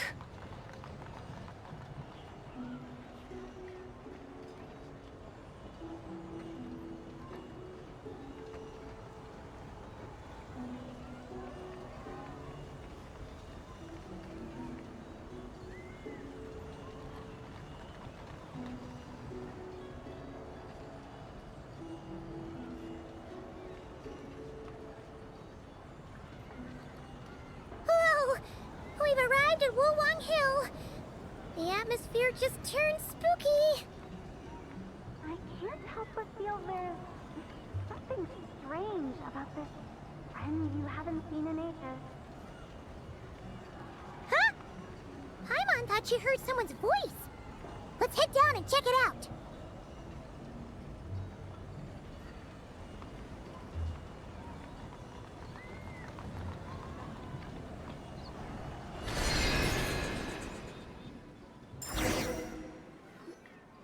I can't help but feel there's something strange about this friend you haven't seen in ages. Strange? Whatever do you mean? Her strangeness defies description. This Miss Zibai is a full-blown enigma, don't you think? I'm afraid I have no idea what you're talking about. Aren't you worried about sending her all the way to Yilong Wharf on her own to buy tea? What if she gets lost? Where there are people, there are paths. Now I'm the one with no clue what you're saying. She can ask for directions. And then what? She will meet strangers in unfamiliar lands, build friendships, part ways. Hers will be a long journey indeed. The further the journey, the more footprints one leaves behind. The deeper those footprints, the harder it is for time to erase them. Ah, so you want her to make new friends. I see. But from what you say, it sounds as though she's not from Liyue. I believe she was not, but perhaps she will be. You're sounding stranger by the second. Huh. Oh, over there. Oh, look who's here! Hu Tao! Zhongli! What are you doing here? Traveler, Paimon, fancy meeting in a place like this. Oh my, and Miss Zibai too! Sounds like fate to me. We were taking Zibai to buy some tea from Yilong Wharf. Zhongli sent her there, though she didn't even know the way, and... Oh, drat! We forgot the tea! Oh, Paimon knew we were forgetting something.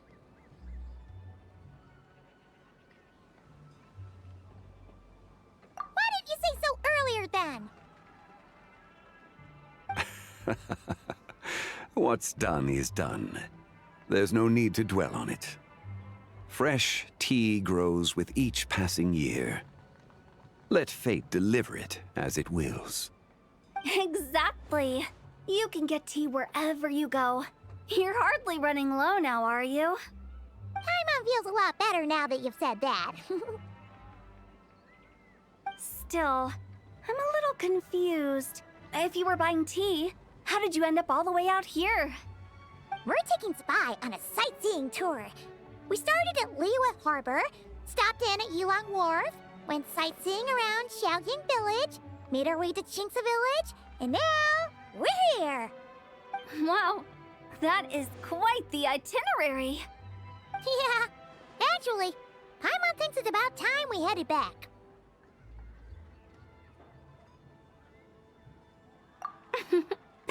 I'm here to pay my respects to my ancestors. My dear consultant kindly agreed to join me. It is Laternlit after all. Adepti and ancestors should be venerated alike. Ancestors? Wait, could you be... Are you heir to the Wulwang Kid? Or perhaps the lone butterfly of the Crimson Flame? Whoa, have you got all your memories back? Huh? Miss Zibai, you know about the Wangsheng funeral parlor and the 8 adepts? I happened to hear a storyteller expound on the sanctification of Taodo. Lots of people know that story, sure, but very few can discern my family lineage from just a glance. Well, Zhongli, your friend here really is quite something. Unfortunately, there's no time to dally right now. We have a hill to climb. Perhaps once today is done, we can find time to chat over tea, recite poetry, and admire the moon? That would be wonderful, Director Who. Oh, and before we go, you've been traipsing around all day. I suggest you stop off at the Wangshu Inn on your way back for a good night's rest. Wouldn't do to exhaust yourselves, Don't mention it. All right, we'll take our leave now. See you later. Hotel's so thoughtful. Why don't we follow her advice and stay at the Wangshu Inn tonight? Zibai, you can see the whole of Dihua Marsh from up there. The view's amazing. Plus, you can sample Smiley Yin-Xiao's cooking. Wangshu. An intriguing name. It couldn't hurt to check it out. Awesome! Let's go! Is that towering structure Wangshu Inn? Sure is. We can take the lift up from over there. Always walking the path long trodden. Does retracing others' footsteps not tire you? Come on, get in. We'll fly to the top.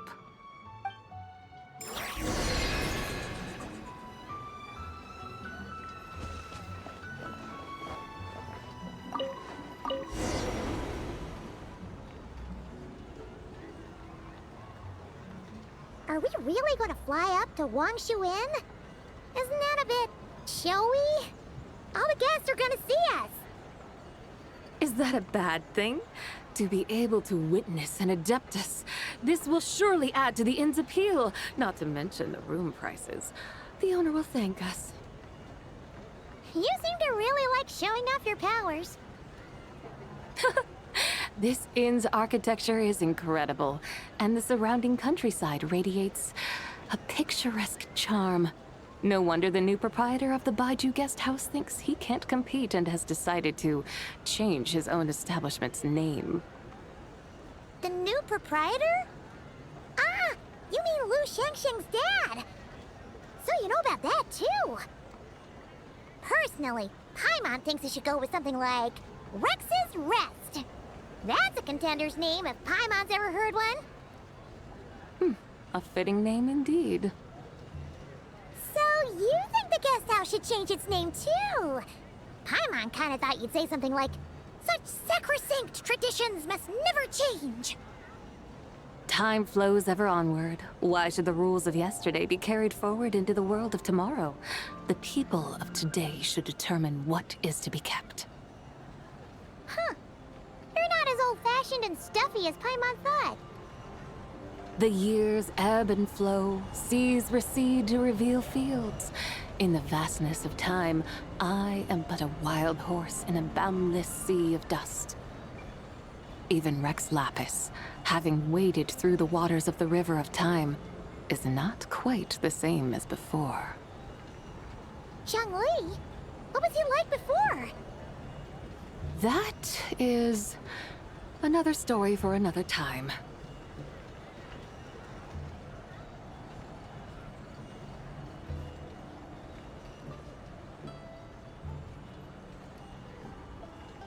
We have arrived.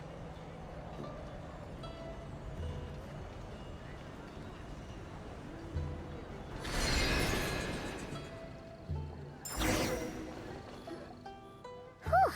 This is the first time Paimon's ever flown up to Wangshu Inn on a chariot. Everything's so different when you're up high. Wangshu. Like moon lanterns and shell lanterns. Might it all be a coincidence? What's a coincidence? Do you not know what Wangshu means? Not bad. You're clearly much sharper than your diminutive companion. Wongshu can refer to the moon, but its original meaning is actually...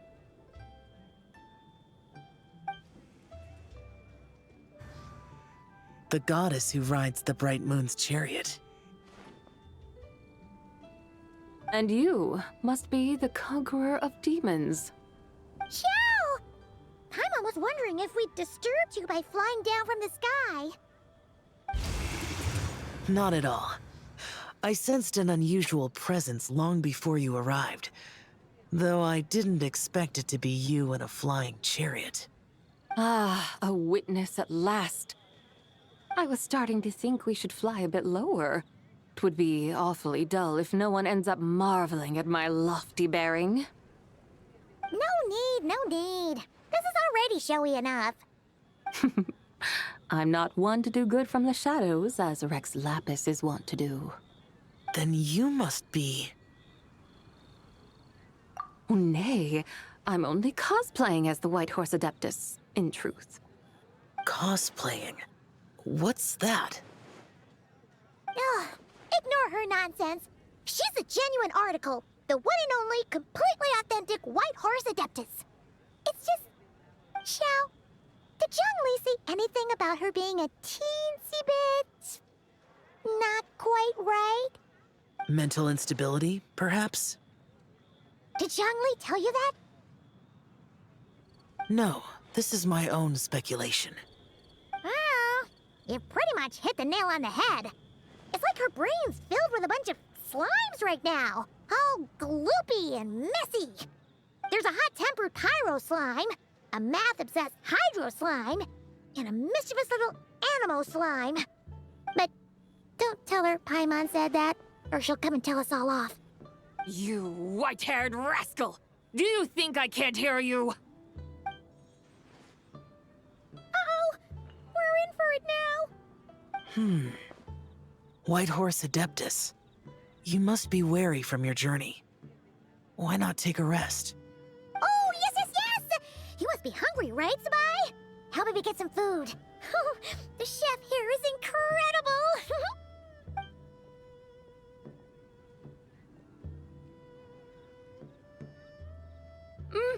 It's so hot!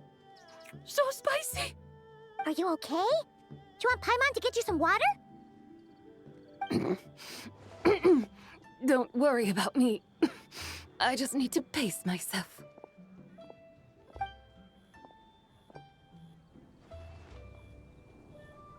So, regarding your friend and her condition, does even the Lord of Geo have no solution? Zhongli said we should wait and she'll get better on her own. But who knows how long that's gonna take.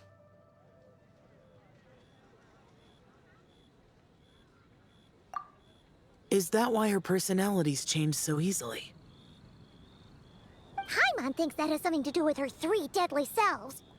Zhongli told us that the deadly selves are impure, affecting living things that get too close. The White Horse Adeptus's remnant spirit was attached to the deadly selves for a long time. It makes sense that her temperament and memories would have been influenced by them. But Paimon still doesn't really understand what the 3 deadly selves actually are. Paimon, as you do not practice self-cultivation, I cannot help you fully understand. But you can think of them simply as emotions and desires.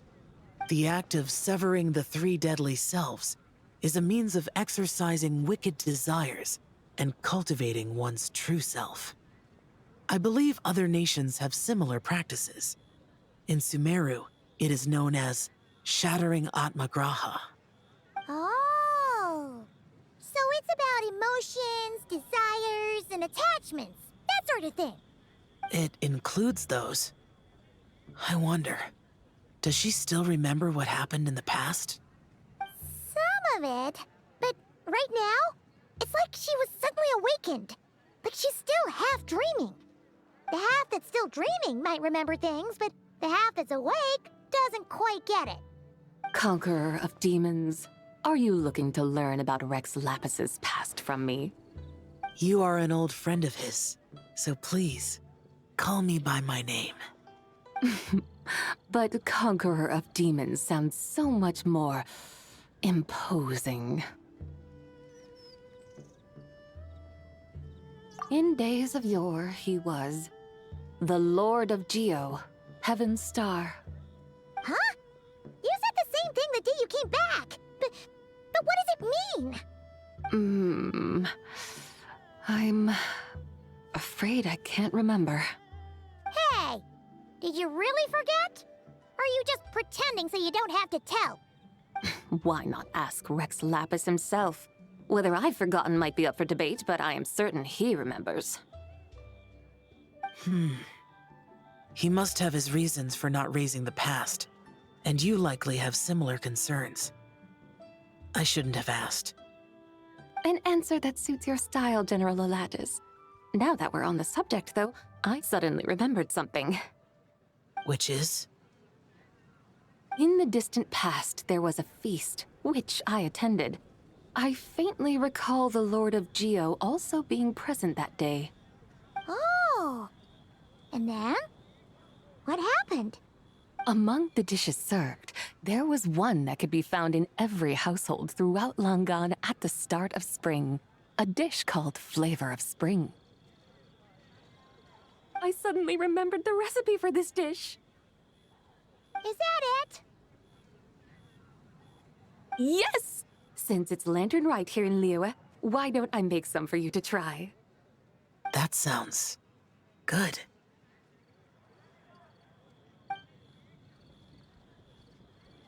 Wow! It might not have been the story Paimon was hoping for, but this looks delicious! The spring breeze stirs.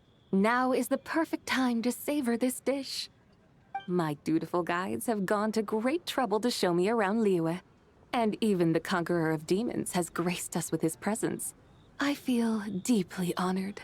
This Flavor of Spring is my way of expressing my gratitude. There's no need for such grand words.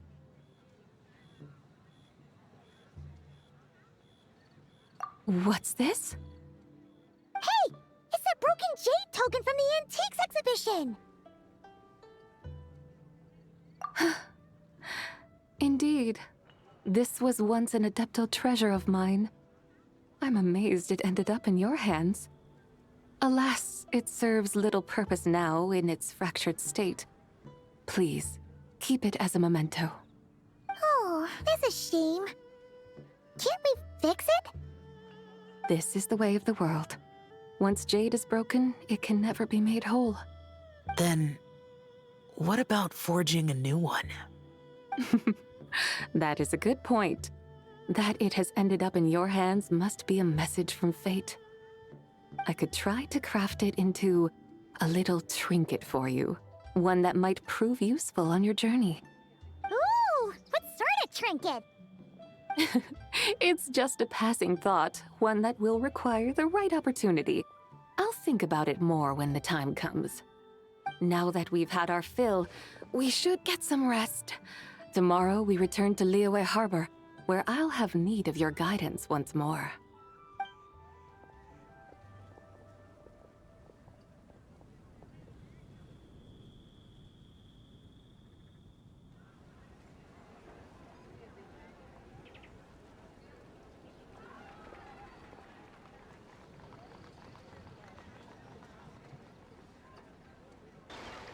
Chi-Chi, the lantern rite is almost over.